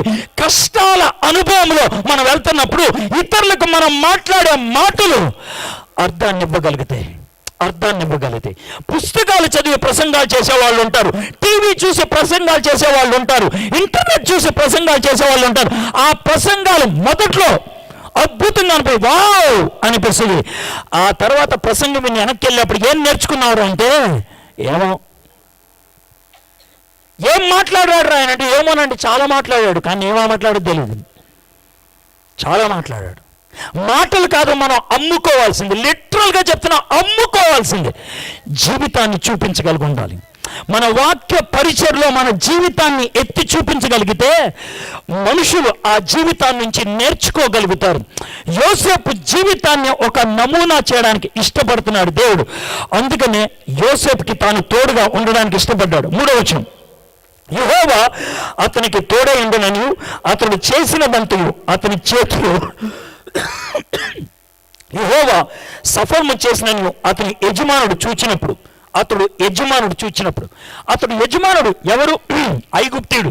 అతని యజమానుడు ఎవరు? ఇష్మాయిలీలు యెహోవాని పూజించరు. ఇష్మాయిలీలకి యెహోవా తెలియదు. ఆయన పరాయి దేశానికి చెందినటువంటి వాడు, పరాయి మతానికి చెందినటువంటి వాడు. అయినప్పటికీ కూడా అతను ఎవరిని చూశాడు తెలుసా? యోసేపు ఈ విధంగా చేయగలుగుతున్నాడు అంటే దేవుడు ఇతనికి తోడుగా ఉన్నాడు అని చూడగలిగాడు. షడ్రక్ మెషక్ అబేద్నెగోని అగ్నిగుండంలో ఇస్తే నెబుకద్నెజర్ అనేటువంటి బబులోను అన్య రాజు 4వ వ్యక్తి ఎవరతను వేరుగా కనబడుతున్నాడు అని అతను చూడగలిగాడు. గుర్తుపెట్టుకోండి, మనము దేవుని బిడ్డలమైతే ఎవరైనా సరే మనలో ఆ దేవుని యొక్క ప్రేమను, దేవుని యొక్క పవిత్రతను, దేవుని యొక్క సన్నిధిని ఇతరులు చూడగలిగి ఉండాలి. 2 రకాలుగా చూస్తూ ఉంటారు. కొంతమంది మన దగ్గరికి రావడానికి ఇష్టపడరు. ఎందుకు ఇష్టపడరో తెలుసా? మనలో ఉన్నటువంటి పవిత్రత, మనలో ఉన్నటువంటి దేవుని సన్నిధి వాళ్ళని దగ్గరికి రానివ్వదు. చాలా సందర్భాల్లో దేవుని సేవకులు దగ్గరికి వస్తున్నప్పుడు పారిపోతారు. దెయ్యం పట్టిన వాళ్ళు పారిపోతారు, దెయ్యం బుద్ధున్న వాళ్ళు పారిపోతారు. దెయ్యం బుద్ధున్న వాళ్ళకి దేవుని బిడ్డలు వస్తున్నారంటే ఇష్టం అనిపించింది. అబ్బా సుత్తిగాడు వస్తున్నాడు రా, అబ్బా తలనొప్పి కలిగించేవాడు వస్తున్నాడు, వెరీ గుడ్. ఒకవేళ నీ గురించి అలా అనుకుంటున్నట్లయితే దానికి ఒక అర్థం ఉన్నది. నువ్వంటే వాడికి తలనొప్పి రావడానికి కారణం, నువ్వంటే వాడికి చిరాకు రావడానికి కారణం ఉన్నది. ఎందుకో తెలుసా? దేవుని సన్నిధి నీలో ఉంది. దేవుని సన్నిధిలో ఉంది. యోసేపు విషయంలో తన యజమానుడు అట్లా చూడలేదు, కానీ అలా చూసేవాళ్ళు ఉంటారు. అట్లా చూడలేదు, కానీ ఎట్లా చూశాడు తెలుసా? నీకు దేవుడు తోడుగా ఉన్నాడు రా, అందుకే నువ్వు చేయగలుగుతున్నావు. దేవుడు నీతో ఉన్నాడు రా, అందుకు నువ్వు చేయగలుగుతున్నావు. నువ్వు పనిచేసే పొలంలో, నువ్వు పనిచేసే ఆఫీసులో, నువ్వు చదువుకునే బడిలో, నువ్వు జీవించే వీధిలో, నీ వీధిలో ఉన్నటువంటి వాళ్ళు, నీ బడిలో ఉన్నటువంటి వాళ్ళు, నీతో పాటు పొలంలో పనిచేసేవాళ్ళు, ఈమె దేవుని బిడ్డ, ఇతను దేవుని బిడ్డ అని నీ గురించి సాక్ష్యం చెప్పగలరా? నువ్వు మాట్లాడే తీరు, నువ్వు పనిచేసే విధానం, నీకు దేవుడు తోడుగా ఉన్నటువంటి పరిస్థితి ఇతరులు చూడగలుగుతున్నావా? దేవుడు మనల్ని ఎలా వాడుకుంటాడు తెలుసా? నీలో ఆయన పని చేయడం బట్టి ఇతరులకు తన్ను తాను చూపించుకోవాలి అని ఆశపడతాడు. ఆయన నీ ద్వారా ఆయన తన్ను తాను కనపరుచుకోవాలనుకుంటాడు. షడ్రక్ మెషక్ అబేద్నెగోని ముగ్గురిని పెట్టుకొని ఆయన కనపరుచుకున్నాడు, తన్ను తాను చూపించుకున్నాడు. దేవుడు ఈరోజు భారతదేశం వాళ్ళకి కనపరుచుకోవాలంటే దేవుని బిడ్డలైనటువంటి మనం ఆయనకి దగ్గర అవ్వాలి. అప్పుడే అది సాధ్యమవుతుంది. యోసేపు అన్య అధికారికి దేవుణ్ణి చూపించగలిగాడు. 4వ వచనం, యోసేపు మీద అతనికి కటాక్షము కలిగిన కనుక అతని యొద్ద పరిచర్య చేయవాడాయను, మరియు అతడు తన ఇంటి మీద విచారణకర్తగా అతన్ని నియమించి తనకు కలిగినదంతయు అతని చేతికి అప్పగించాను. యోసేపు నెమ్మదిగా ప్రమోషన్ పొందడం మొదలు పెట్టాడు. ఎందుకో తెలుసా? యోసేపుకి దేవుడు తోడుగా ఉన్నాడు. అది దేవుడు చేసేదైతే యోసేపు చేసే పని ఏంటో చూద్దాం. యోసేపు మీద అతనికి కటాక్షము కలిగిన కనుక అతని యొద్ద పరిచయం చేయవాడాను, మరియు అతను తన ఇంటి మీద విచారణకర్తగా అతను నియమించి తనకు కలిగినంత అతని చేతికి అప్పగించెను. దేవుడు తోడుగా ఉన్నాడు యోసేపుకి. రెండోది, దేవుడు తోడుగా ఉన్నాడు కాబట్టి యజమానుడు కటాక్షము చూపించాడు, ఫేవర్ చూపించాడు, ఇతని మీద దయా దాక్షిణ్యాలు చూపించాడు. ఇతరుల కంటే ఇతనికి, మిగిలిన వాళ్ళకంటే ఇతనికి ఎక్కువ అవకాశాన్ని ఇవ్వడానికి ఆయన పూనుకున్నాడు. అది యజమాని చేసే పని. మూడోది, యోసేపు నమ్మకంగా వ్యవహరించాడు. దేవుడు మన నుంచి నమ్మకత్వాన్ని కోరుకుంటాడు. ఏ పని చేసినా నమ్మకంగా చేయాలని దేవుడు ఆశపడతాడు. నమ్మకత్వం క్రైస్తవులకు ఉండాల్సినటువంటి దివ్యమైనటువంటి లక్షణం నమ్మకత్వం. నేను దేవుని బిడ్డని అని అంటానికి ఒకటి దేవుడు మన నుంచి చూసేది నమ్మకత్వం. నీకు పని అప్పగిస్తే నమ్మకంగా చెయ్యి. యోసేపు నమ్మకంగా ఉండేవాడు, అందుకని ఇంటి మొత్తానికి విచారణకర్తగా చేశాడు. దేవుని బిడ్డలు నమ్మకంగా ఉంటే అభివృద్ధి అనేది చూస్తాం. దేవుని బిడ్డలు దేవునితో ఉన్నట్లయితే శత్రువులు ఎంత భయంకరమైనటువంటి వాళ్ళైనా వాళ్ళు మన మీద దయా దాక్షిణ్యాలు, కటాక్షం చూపించే వాళ్ళు అవుతారు. 5వ వచనం, అతను తన ఇంటి మీదను తనకి కలిగినదంతటి మీదను అతని విచారణకర్తగా నియమించిన కాలము మొదలుకొని యెహోవా యోసేపు నిమిత్తము ఆ ఐగుప్తీని ఇంటిని ఆశీర్వదించెను. యెహోవా ఆశీర్వాదము ఇంట్లోనేమి పొలంలోనేమి అతనికి కలిగిన సమస్తం మీద ఉండెను. భారతదేశానికి ఆశీర్వాదం తీసుకురాగలిగేది బైబిల్ మాత్రమే. చాలా స్పష్టంగా చెప్పగలం. భారతదేశానికి ఒక అద్భుతమైనటువంటి పేరుంది. భారతదేశం ధనిక దేశం, దాంట్లో ఎటువంటి అనుమానం లేదు. ధనిక దేశం.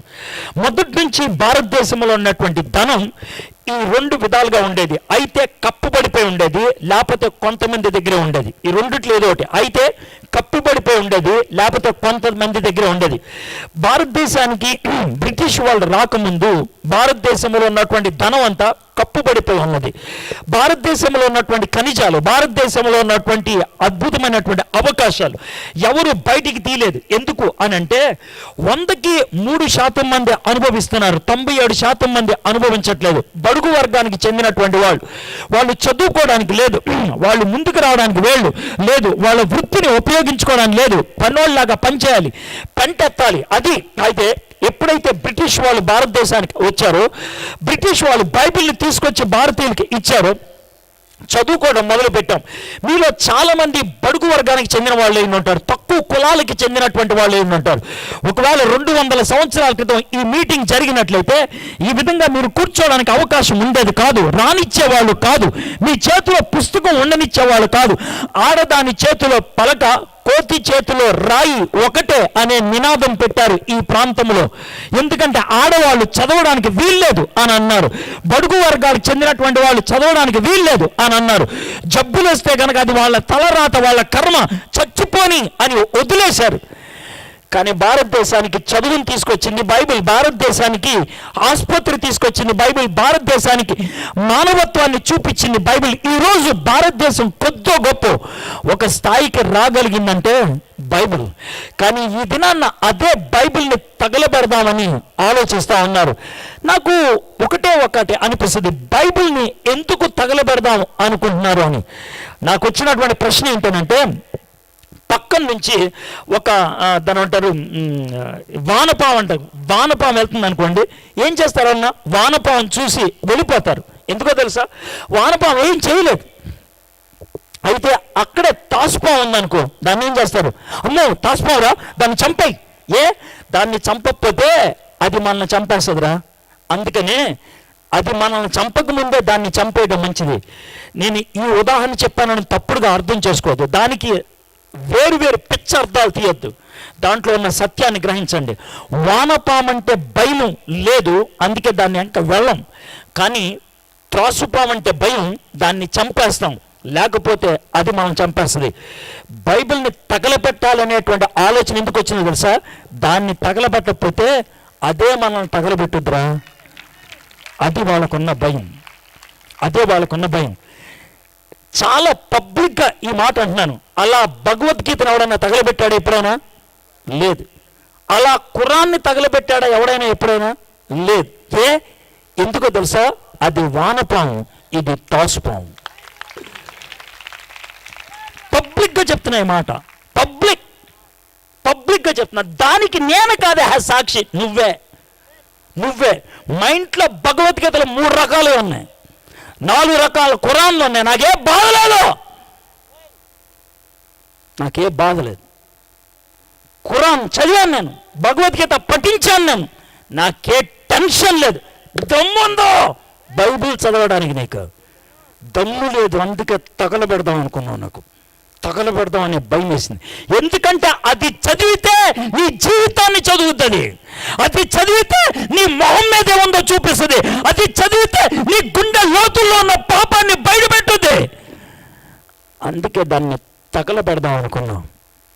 నాకు తెలుసు, తగలబెట్టిన వాడిని తిడతారు మీరు, తగలబెట్టిన వాడిని అంటారు, వాడి నోట్లో మట్టయ్యా, వాడి మొహం మీద కారం చల్లా అని బాగానే అన్నారు. మీరు బైబిల్ని ప్రేమించే వాళ్ళైతే, బైబిల్ని గౌరవించే వాళ్ళైతే, బైబిల్ శక్తి గలమైనటువంటి పుస్తకం అనుకున్నట్లయితే ఏం చేస్తున్నారు? బీరువాలో పెట్టి దాచిపెట్టారా? దిండి కింద పెట్టి రాత్రి భయం వేసినప్పుడు కళ్ళగద్దుకుంటున్నారా? వాళ్ళకి మీకు తేడా ఉంది, ఏమీ లేదు. వాళ్ళు చదవక కాల్చారు, నువ్వు చదవక దిండి కింద పెట్టావు, ఆడికి నీకు తేడా ఉంది. వాడు కాల్చాడు, దాని గురించి భయం వేసి నువ్వు దాన్ని చదవలేదు. ఎందుకో తెలుసా? దాని శక్తి అంటే నువ్వు గ్రహించక. ఒక్క మాటలో చెప్పాలంటే నీకంటే ఆడే బెటర్, ఆడు భయపడి చంపేశాడు, కానీ నీకు అదంటే కూడా భయం లేదు.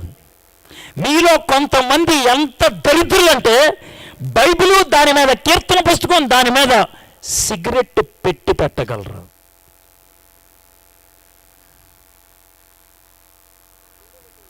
పెట్టరా? బైబిల్ పక్కన పెట్టి మందు కొట్టే బ్యాచ్ ఉంటారు మీరు.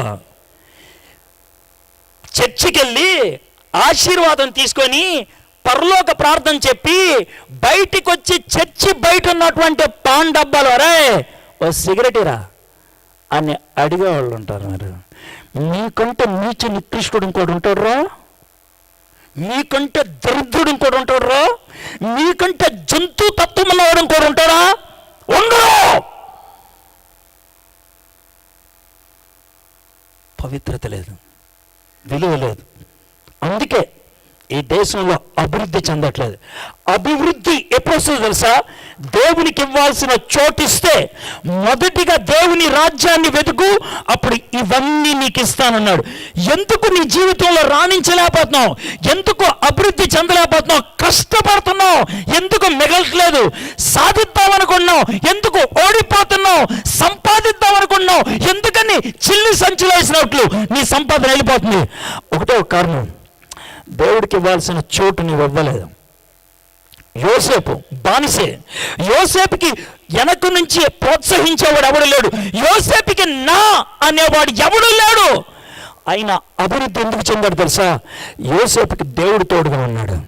నీకు చాలామంది ఉండొచ్చు ప్రోత్సహించేవాడు, కానీ ఎందుకు అభివృద్ధి చెందట్లేదు తెలుసా? దేవుణ్ణి పక్కకు పెట్టావు, దేవుణ్ణి పక్కకు తోసావు, దేవుని వాక్యానికి విలువ ఇవ్వలా, దేవుని సన్నిధికి ఏమాత్రం అవకాశం ఇవ్వలేదు. యోసేపు అలాంటి వాడు కాదు. యెహోవా ఆశీర్వదించి ఆశీర్వాదము ఇంట్లోనే మీ పొలంలోనే అతను కలిగిన సమస్తం మీద ఉండెను. యోసేపు ఆశీర్వదించబడటమే కాదు, యోసేపు పనంతో కూడా ఆశీర్వదించబడింది. యోసేపు చెయ్యి పట్టింది బంగారం అయ్యింది. యోసేపు ఆయన ఏది అనుకుంటే అది చక్కగా నెరవేరింది. నీ జీవితంలో అలాంటిది ఉందా? నీ జీవితంలో ఎప్పుడు జరుగుతుందో తెలుసా? దేవుడు మనకి తోడుగా ఉన్నట్లయితే. ఈ దేశం ఆశీర్వాదాన్ని క్రైస్తవుల ద్వారా పొందాల్సిందే. ఈ దేశం ఆశీర్వాదం క్రైస్తవుల ద్వారా పొందాల్సిందే. అది నువ్వు ఇవ్వగలవా? మిగిలిన మతస్థులు సంపాదిస్తే వాళ్ళ కోసం, కానీ క్రైస్తవులు ఒకవేళ యథార్థంగా దేవుని బిడ్డలాగా జీవిస్తే వాళ్ళ కోసం కాదు. సేవకు వ్యాపారానికి తేడా చెప్తాను చూడండి. సేవకు వ్యాపారానికి, వ్యాపారం ఎవడు చేసినా ఒకటే ఒక ప్రశ్న వేస్తాడు, నాకు వచ్చేది ఏంటి అని. ఆడు స్పీకర్ అవ్వచ్చు, ఇంకెవడైనా అవ్వచ్చు. మీటింగ్కి వస్తా, నాకేమిస్తావు? అది వ్యాపారం. మీటింగ్కి వస్తే నాకేంటి? అది వ్యాపారం. మీటింగ్కి వస్తే ఇవన్నీ ఇస్తావా నాకు? అది వ్యాపారం. వ్యాపారం. సేవ అది కాదు. మీటింగ్కి వస్తా, నీకేం లాభం కలుగుద్ది? మీటింగ్కి వస్తా, ఎవరికి నేను ఉపయోగపడతాను? మీటింగ్కి వస్తా, ఎవరు ఎలా తయారవుతారు? అది సేవ. అది సేవ. ఇందాకే ఒక కుర్రోడు కోదాడ నుంచి ఫోన్ చేశాడు, సార్ మాకు డేట్ ఇస్తారా అన్నాడు. ఇస్తాను తమ్ముడు అన్నా. సార్ మొదటి ప్రశ్న, సార్ మీరేం తీసుకుంటారన్నాడు. నేను ఇంకా అంత దరిద్రుడిగా తయారవలేదు, ఇలాగే అన్నాను. నేను ఇంకా అంత దరిద్రుడిగా. అదేం సార్? నువ్వు ఫోన్ పెట్టకపోతే దగ్గరకు వచ్చి మొహం పగలు కొడతావు, చచ్చిపోతావు నువ్వు. నన్ను ఏ కేటగిరీలో వేసావు తెలుసా? దరిద్రం. అమ్ముకునే కేటగిరీలో వేసావు. దేవుణ్ణి అమ్ముకునే దరిద్రుడా నేను? సేవను అమ్ముకునే నీచ నికృష్టున్నా నేను? కాదు, కాదు. పస్తుంటా కావాలంటే, అడుక్కుతుంటా కావాలంటే, రోడ్డు మీద దెక్కుంటూ వెళ్తా, కానీ సేవను అమ్ముకోనరా నేను. అమ్ముకోను. దేవుని బిడ్డలు ఇతరులకు ఆశీర్వాదకరంగా ఉండాలనుకుంటారు. ఎంతమందికి ఈ జీవితం ఆశీర్వాదాన్ని పంచివ్వగలుగుతుంది? నా కోరుకోట, నేను చచ్చిపోయే ముందు వెనక్కి తిరిగి చూసే, ప్రభా ఇంతమందికి నేను ఆశీర్వాదంగా ఉండటాన్ని నన్ను చేసావు ప్రభా, చాలు, అది చాలు అని నేను అనగలిగితే సంతృప్తిగా ఉంటుంది. నువ్వు చచ్చే ముందు ఆ మాట అనగలుగుతావా? ఏం సంపాదించాను, ఏం సాధించాను, ఇదా నువ్వు పట్టుకొని ఏడ్చేది? నువ్వు సంపాదించిన బంగారం, నువ్వు సంపాదించిన భూమి, నువ్వు సంపాదించినటువంటి ఆస్తి నీతో రాదు, కానీ నేను సంపాదించిన వాళ్ళు నాతోనే వస్తారు. పరలోకంలో ఉంటారు, పరలోకంలో ఉంటారు. ఆత్మలో మనుషులు కొన్ని లక్షల మందికి సువార్త చెప్పా, కోట్ల మంది సువార్త విన్నారు. వీళ్ళు వేల మంది ప్రభువుని అంగీకరించారు, వీళ్ళు వందల మంది సేవకులయ్యారు. పరలోకంలో వాళ్ళు కనబడి, ఈయన నాకు వాక్యం చెప్పాడు, ఈయన నాకు యేసు ప్రభుని పరిచయం చేశాడంటే ఆ రోజు కాలర్ ఎగరేసుకొని తిరుగుతాను నేను. ఇక్కడ కాదు అక్కడ, ఇక్కడ కాదు అక్కడ. ఆ తర్వాత ఇంకొండదు, కాలర్ అక్కడ ఎగరేస్తా. నువ్వు ఎగరేయగలవా? అక్కడ పరలోకంలో నువ్వు చెప్పగలవా? నీకు చదువు లేకపోవచ్చు, నీకు ఆస్తి లేకపోవచ్చు, కానీ నీ ఇంటి పక్కన ఆవిడకి సువార్త చెప్తే రేపు పొద్దున పరలోకంలో ఈమె నాకు సువార్త చెప్పింది అని అనగలిగితే అది నీకు పరలోకంలో ఆస్తి అవుతుంది. ఇరుగు పొరుగు వారికి ఆశీర్వాదకరంగా యోసేపు ఆ విధంగా అన్నాడు. 7వ వచనం. అటు తర్వాత యజమానుని భార్య యోసేపు మీద కన్ను వేసి, గుర్తుపెట్టుకోండి, బాధల్లో చాలా మంది దేవుడికి దగ్గర అవుతారు. గుర్తుపెట్టుకోండి, బాధల్లో చాలా మంది దేవుడికి దగ్గర అవుతారు. బాధల్లో శోధనకు గురవ్వం. బాధల్లో చాలా సందర్భాల్లో ప్రార్థన ఎక్కువ అవుతుంది. బాధల్లో ఉన్నప్పుడు ఉపవాసపు పరిస్థితులు ఉంటాయి. బాధల్లో ఉన్నప్పుడు చర్చికి చాలా మంది వస్తారు, ప్రార్థనలు ఎక్కువ చేస్తూ ఉంటారు. బాధలు చాలా సందర్భాల్లో మంచిదే, దేవుడికి దగ్గర చేస్తుంది మనకి. ఓకే, అయితే విచిత్రమైన పరిస్థితి ఏంటి సార్? అతనితో శయనించమని చెప్పాను, ఇప్పుడు బాధలు పోయాయి. ఇంటికి మేనేజర్ అయ్యాడు, కొంచెం ఖరీదైన దుస్తులు వేసుకుంటున్నాడేమో, కొంచెం అందంగా కనబడుతున్నాడేమో, కాస్త బాగున్నాడేమో, ఆయన పనిచేసేటువంటి విధానం చాలా బాగుందేమో. ఆ విధంగా ఉన్నప్పుడు తన యజమానిని భార్య అతని మీద కన్నేసింది. అంటే బాధల్లో ఉన్నప్పుడు యోసేపు గెలిచాడు దేవుని సన్నిధితో. అయితే ఆయన లాభాలు గడిస్తున్నప్పుడు, ఐశ్వర్యం సంపాదించినప్పుడు, హోదా సంపాదించినప్పుడు, ఒక స్థాయికి వచ్చినప్పుడు ఎలా ఉంటాడు? అది పరిస్థితి. చాలామంది సేవకులు మొదటి దినాల్లో చాలా ఉద్రేకంగా ఉంటారు, చాలా అద్భుతంగా పరిచయం చేస్తారు, చాలా అమోఘంగా ప్రార్థన చేస్తారు, వాళ్ళ చేతి ద్వారా దేవుడు అద్భుతమైనటువంటి క్రియలు చేస్తూ ఉంటారు. ఒక స్థాయికి వచ్చిన తర్వాత దేవుని మర్చిపోతారు, గతంలోనే జీవిస్తూ ఉంటారు. నేను ఆ మీటింగ్కి వచ్చినప్పుడు అలా జరిగింది, ఈ మీటింగ్కి వచ్చినప్పుడు అలా జరిగింది. వాడు ఎప్పుడు చెప్పినా 20 సంవత్సరాల క్రితం ఉదాహరణ, ఇంకో కొత్త లేవు కాబట్టి అయిపోయింది కీలకతం. దేవుని సేవకుడికి ఎప్పటికప్పుడు కొత్త అనుభవాలు ఉండాల్సిందే, ఎప్పటికప్పుడు. కానీ లేవు. ఎందుకో తెలుసా? దూరం అయిపోయాడు. ఇప్పుడు హోదా, ఇప్పుడు స్థాయి, ఇప్పుడు లెవెల్, మనుషులతో కలవడు. తనను కలవాలంటే రేటు, తాను ప్రార్థన చేయాలంటే రేటు, తనతో ఫోటో దిగాలంటే రేటు, తనతో తినాలంటే రేటు. రేపు పొద్దున ఇద్దరు కలిసి చెంబు తీసుకెళ్తే కూడా రేటు పెడతారేమో, నాకు తెలియదు. నేను పెట్టిన పెద్ద ఆశ్చర్యపడక్కర్లేదు, నాతో పాటు కూర్చుందా చేస్తారేమో.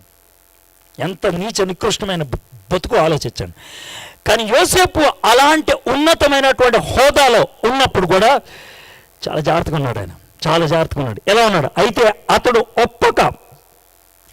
ఒప్పక నా యజమానుడు తనకి కలిగినదంతయు, ఆయన అలాంటి పరిస్థితుల్లో ఒప్పుకోలేదు. గుర్తుపెట్టుకోండి, శోధన వచ్చినప్పుడు తొలిసారి చాలామంది మొహమాట పడతారు. మీద చాలామంది యవ్వనస్తులు ఉన్నారు.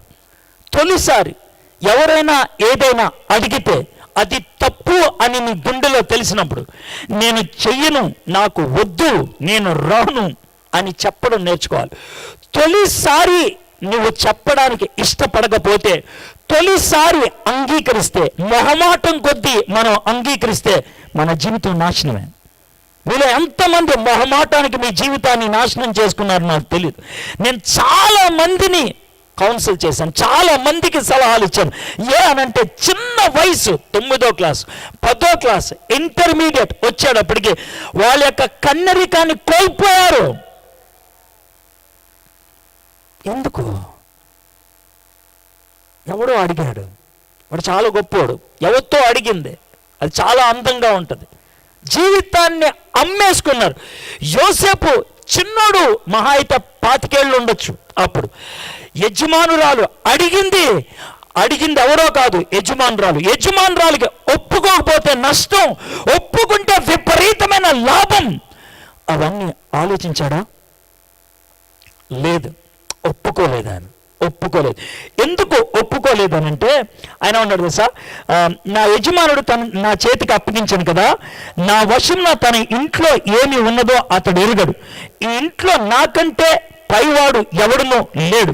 నీవు అతని భార్యవైనందున నిన్ను తప్ప మరి దేనిని నాకు అప్పగింప ఉండలేదు.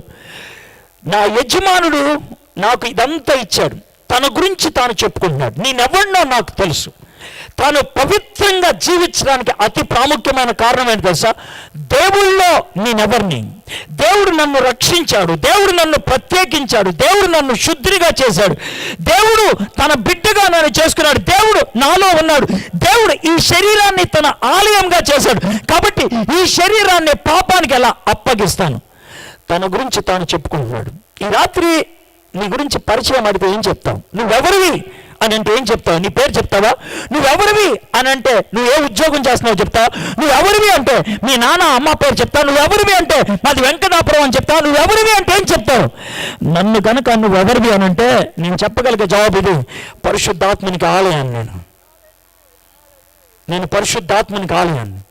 నన్ను పరిశుద్ధాత్మనికి ఆలయముగా దేవుడు చేశాడు. ఈ యొక్క శరీరంలో పరిశుద్ధాత్మని ఉండమని చెప్పాడు. సంచకరువుగా పరిశుద్ధాత్ముడా వీళ్ళు ఉండు, వీడు నావడే, నీలో ఉండు, వీళ్ళు ఉంటే వీడు నావాడని తెలుస్తుంది, నువ్వు ఉండు అంటే. మనం సంచకరం అంటే ఏంటో మీకు అర్థం అవ్వాలంటే, ఇల్లు బేరమాడారు. ఎంత సార్ ఇల్లు? 20 లక్షలు, అవునా? మరి ఏమన్నా కొంచెం ఇస్తారా? ఇవ్వండి, 1 లక్ష ఉంచండి. ఈ 1 లక్ష ఉంచామంటే అర్థం ఏంటి తెలుసా? ఇల్లు నేనే కొనుక్కుంటానని అర్థం. అదేవిధంగా వీడు నావాడు.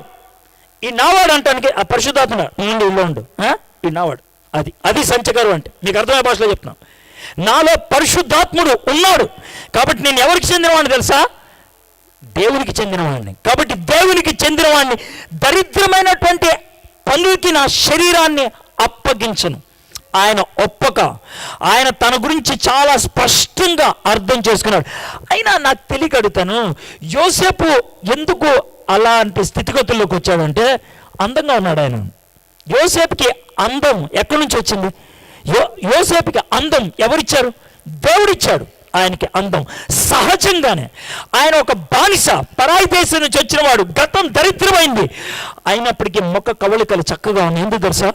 ఎవరైతే దేవునిలో ఉంటారో వాళ్ళ ముఖ కవళికలు బాగుంటాయి.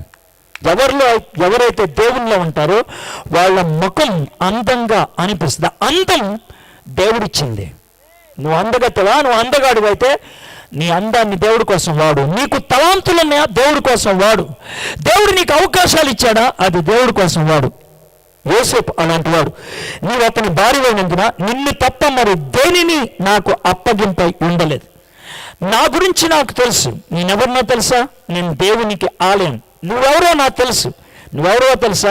నిన్ను దేవుడు తన స్వరూపంలో చేశాడు కాబట్టి నిన్ను చెడ్డగా ఎలా చూడగలుగుతాను? చాలామంది కుర్రోళ్ళు కొన్ని మాటలు అంటూ ఉంటారు. ఆ మాట వింటే ఎలా ఉంటుందో ఆలోచించండి. ఒక అందమైన అమ్మాయిని చూసి అనేటువంటి మాట ఫిగర్ బాగుందిరా అంటారు.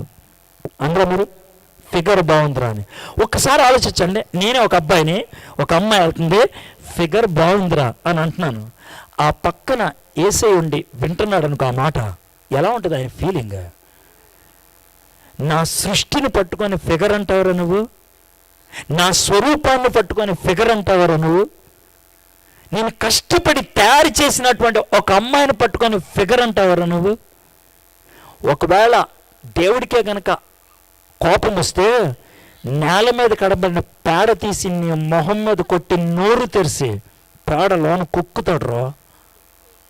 ఫిగర్ అంటావా నువ్వు?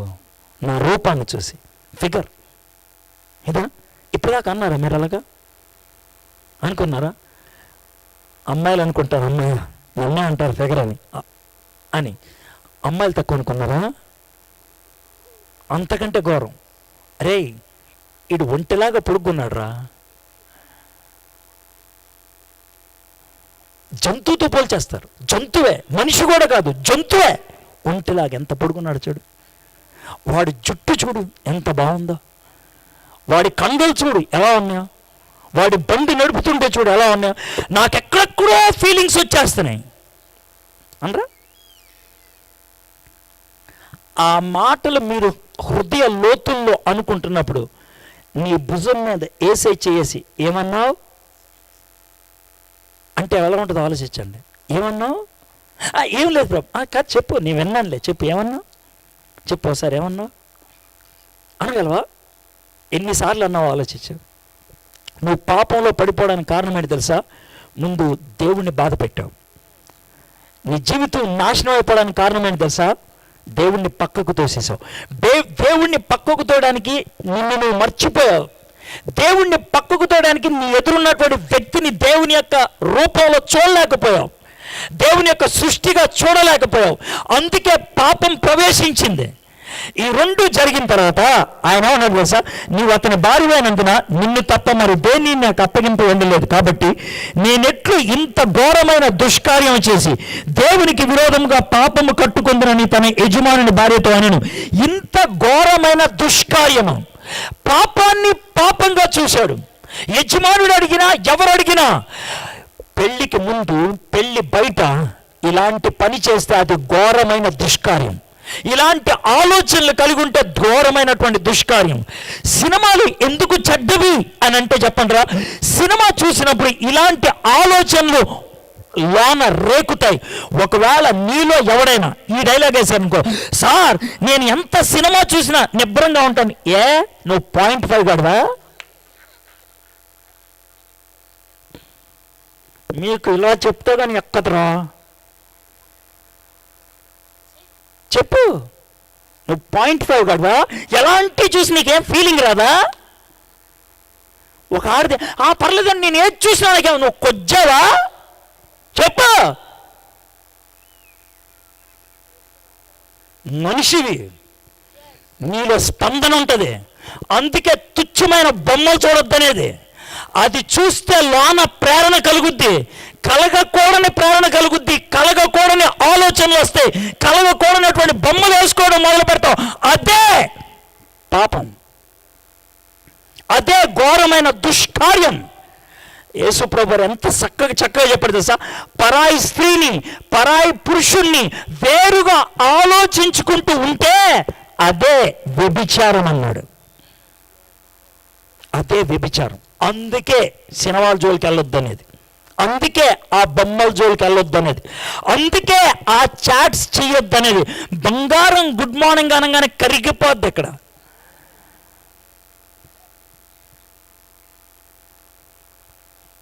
కదా. ఆ తర్వాత ప్రతి 2 మాటలకి చేతులు వణుకుతాయి. ఎక్కడెక్కడికో వెళ్ళిపోయినాయి ఆలోచనలు, ఎక్కడెక్కడికో వెళ్ళిపోయినాయి ఆలోచనలు, ఏంటేంటో ఆలోచించేస్తా ఉన్నారు. అది పాపం కదా. అయితే యోసేపు అలాంటోడు కాదు. ఛాన్స్ ఇస్తే ఇది దుష్కార్యం, ఈ దుష్కార్యం చేసి దేవుడికి వ్యతిరేకంగా ఎట్లా పాపం చేయను అంటే, ఆ యజమానురాలకి యోసేపుకి మధ్యన ఎవరిని పెట్టాడు తెలుసా? దేవుణ్ణి పెట్టాడు, దేవుణ్ణి పెట్టాడు. అందుకనే నిలకడగా ఉండగలిగాడు. నిలకడగా నువ్వు చేసే ప్రతి పనికి దేవుణ్ణి తీసుకెళ్ళగలవా? తీసుకెళ్ళగలిగితే ఆ పని చెడ్డదవదు. నువ్వు చేసే పని ఆయన చూడగలిగితే, నువ్వు చూసే బొమ్మలు ఆయన చూడగలిగితే, నువ్వు తినే పదార్థం ఆయన పక్క నుండి పద అని అంటే, నువ్వు తాగే పదార్థం ఆయన పక్క నుండి ఓకే అనగలిగితే ఏం పర్లా, ఏం పర్లా. యోసేపు నిబ్బరంగా ఉండగలిగాడు. దినదినము ఆమె యోసేపుతో మాట్లాడుచుండను కానీ అతడు ఆమెతో సైనించుటకైనను ఆమెతో ఉండుటకైనను ఆమె మాట వినువాడు కాడు. యోసేపు తన జాగ్రత్తల్లో తానున్నాడు. యవనస్తులు, పెద్దవాళ్ళు, మీకు ఒక్క మాట చెప్తున్నాను చూడండి. మన జాగ్రత్తల్లో మనం ఉండడం నేర్చుకోవాలి. గుర్తుపెట్టుకోండి, కొన్ని మనం చేయాల్సినవి ఉంటే, కొన్ని దేవుడు చేయగలిగే ఉంటాయి. కొన్ని మనం చేయాల్సినవి ఉంటే, కొన్ని దేవుడు చేయగలిగాడు. మనం చేయాల్సినవి చెయ్యకపోతే దేవుడు చేయాల్సినవి చేయడు. మీలో చాలామంది ఎలాంటి తలంపుల్లో ఉంటారో చెప్తాను. ఇలాంటి మాటలు అంటున్నప్పుడు మీలో చేసే ప్రార్థన, ప్రభా ఆ అమ్మాయిని నా నుంచి దూరం చేసావా, ప్రభా ఆ అబ్బాయిని నా నుంచి దూరం చేసావా. ఈ ప్రార్థన మంచిది కాదు, అది చవట ప్రార్థన. సరైన ప్రార్థన ఏంటి తెలుసా? ప్రభా ఈరోజు బ్రేక్ చేసుకుంటాను ప్రభా నేను, అది దమ్మున్న ప్రార్థన. ఈరోజు వదిలేస్తాను ప్రభా, అది దమ్మున్న ప్రార్థన. అది చేయటం నేర్చుకోవాలి.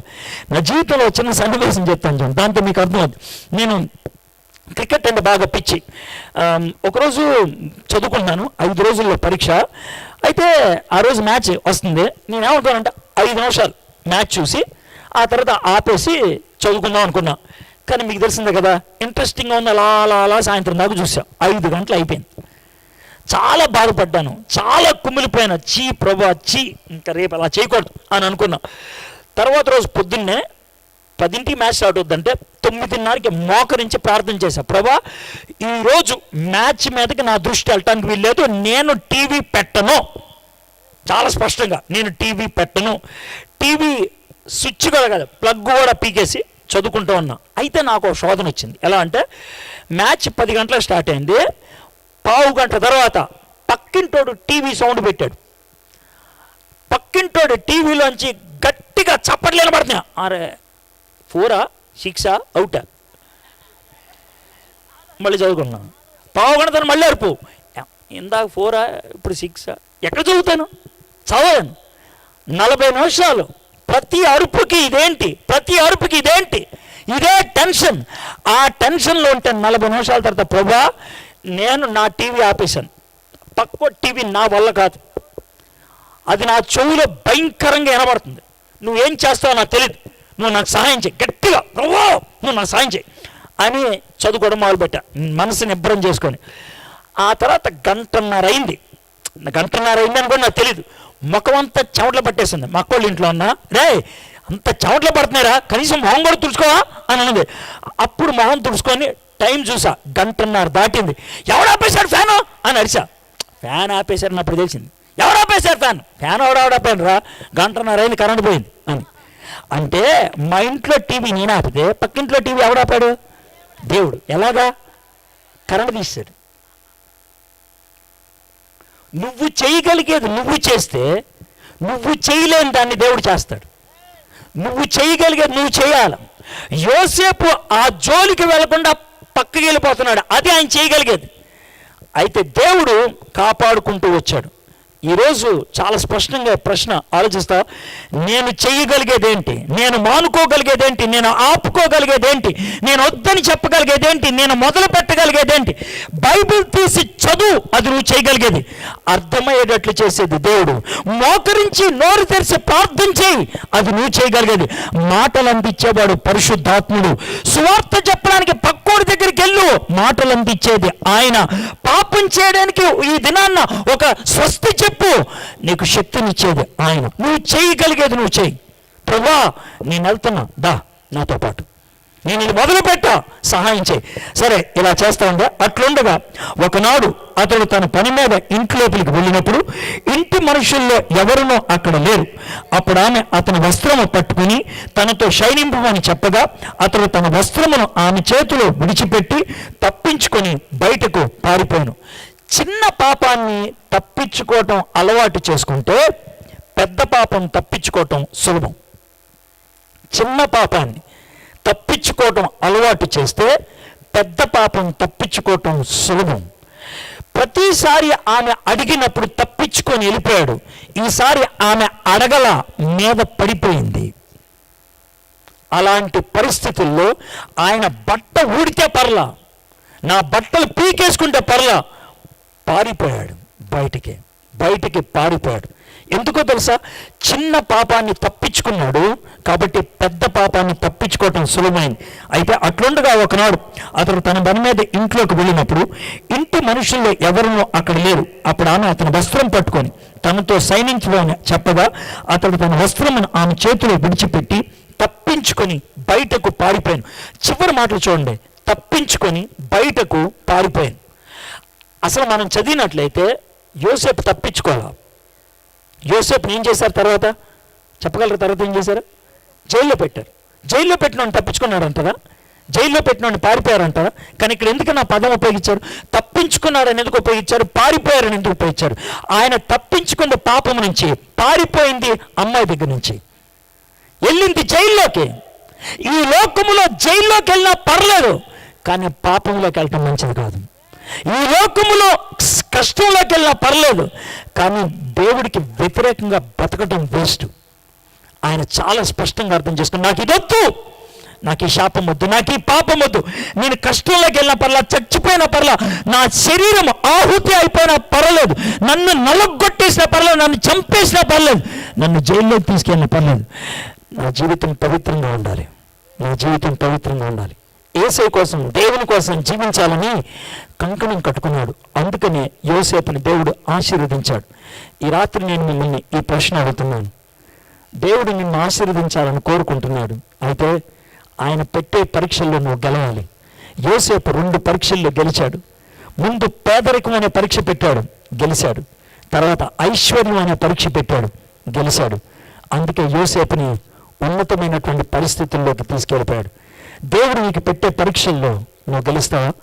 గెలిస్తే దేవుడు ఆశీర్వదిస్తాడు.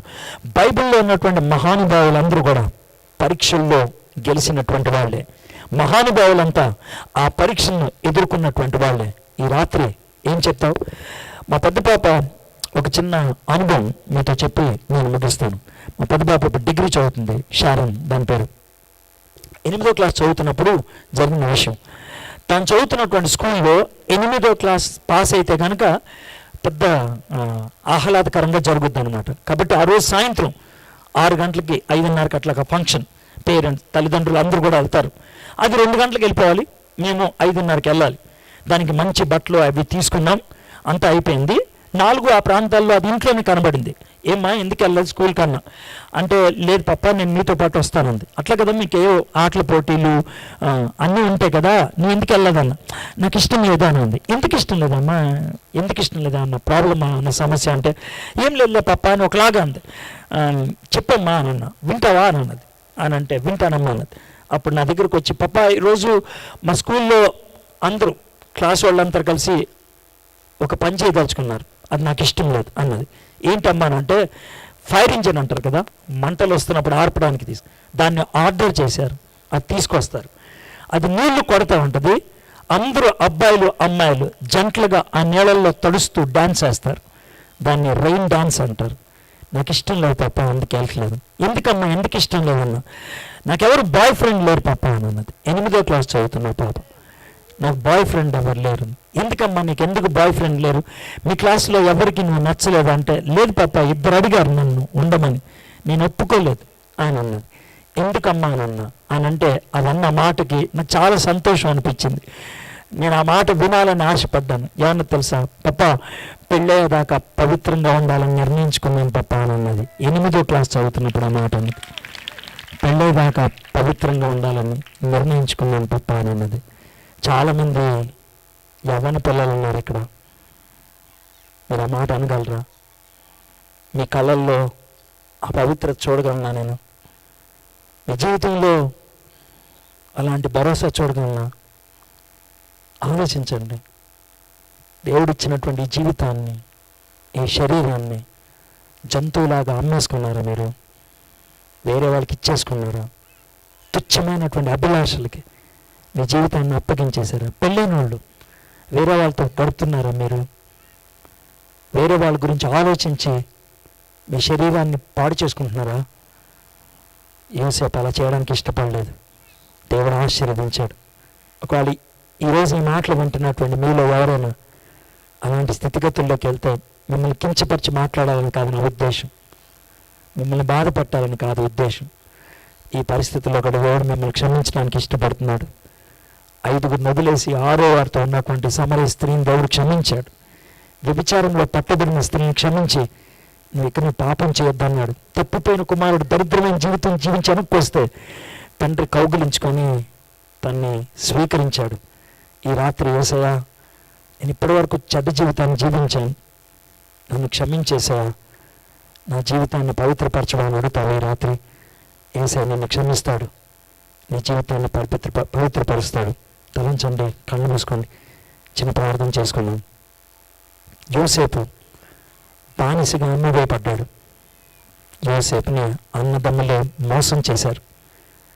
యోసేపు పేదరికానికి గురయ్యాడు, అడుక్కు తినేవాడయ్యాడు. కానీ అలాంటి పరిస్థితుల్లో కూడా పవిత్రంగానే ఉన్నాడు ఆయన, పాపం చేయలేదు ఆయన. అలాంటి పరిస్థితుల్లో కూడా దేవుణ్ణి విడిచిపెట్టలేదు.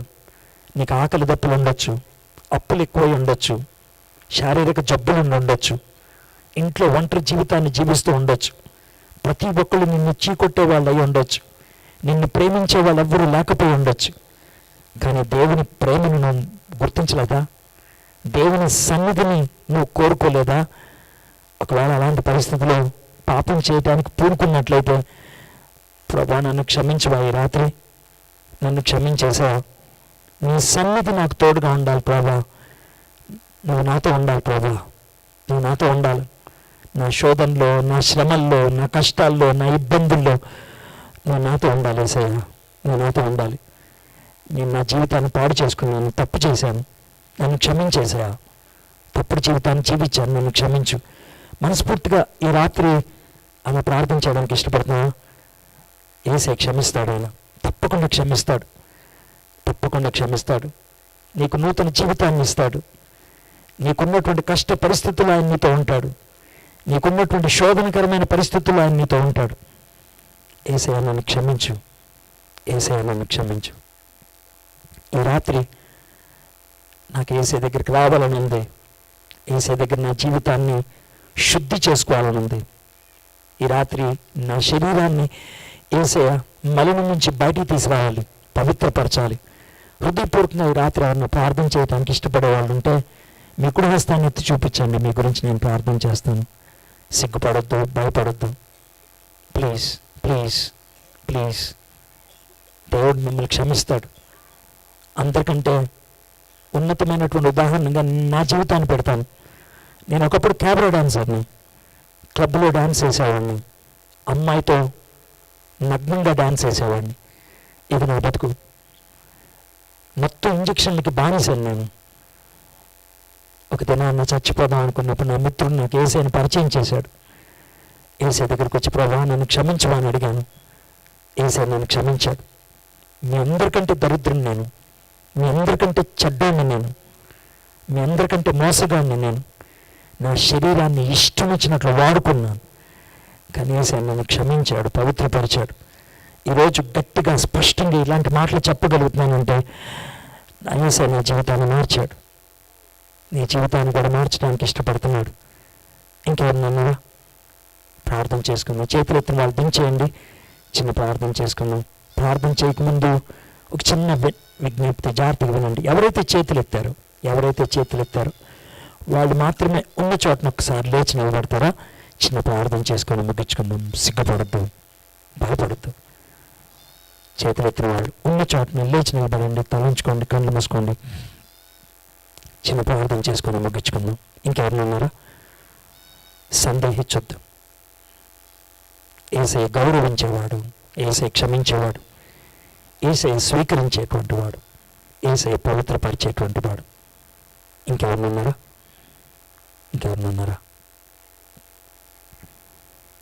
ఎవరైతే చేతులు ఎత్తారో, ఎవరైతే లేచి నిలబడ్డారో, మీ కుడి హస్తాన్ని మీ గుండె మీద పెట్టుకోండి. కుడి హస్తాన్ని గుండె మీద. చిన్న ప్రార్థన చెప్తాను. ప్రార్థన నా వెంట చెప్పండి. యేసయ్యా, ఈ రాత్రి నన్ను ప్రేమించి నాతో సూటిగా మాట్లాడావు ప్రభా, నీకు వందనాలు. నన్ను ప్రేమిస్తున్నావు. నేను బాగుపడాలని, నీకు మహిమగా జీవించాలని ఆశపడుతున్నావు. అందుకే ఈ రాత్రి నాతో మాట్లాడావు. యేసయ్యా, నన్ను క్షమించండి. యేసయ్యా, నా జీవితం పాడైపోయింది. నా శరీరాన్ని నేనే పాడు చేసుకున్నాను.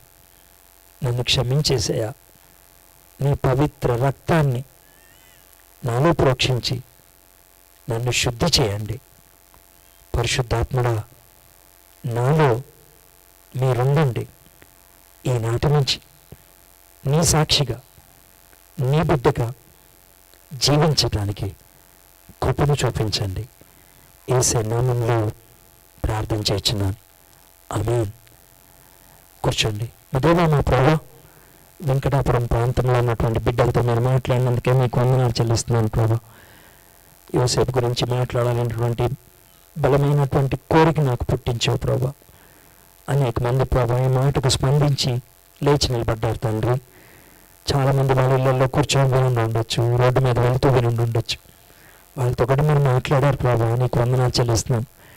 కొంతమంది సిగ్గుపడి భయపడి లేకపోయారు ప్రభా, కానీ వాళ్ళతో కూడా మీరు మాట్లాడారు తండ్రి. ఎంతమంది హృదయాల్లో అయితే ఈ మాటలు నాటుకున్నాయో ప్రభా, ఎంతమంది మనస్సాక్షిని అయితే రేకెత్తించావో ప్రభా, నిద్రపోయేవాడిని ఎంతమందిని అయితే లేపావో ప్రభా. నేను ఈనాటి నుంచి పవిత్ర జీవితం జీవించడానికి, ఒక తీర్మానం తీసుకోవడానికి, నీకు సాక్షిగా ఉండడానికి కృప చూపించమని యేసు నామములో ప్రార్థన చేయించున్నాను తండ్రి. ఆమేన్.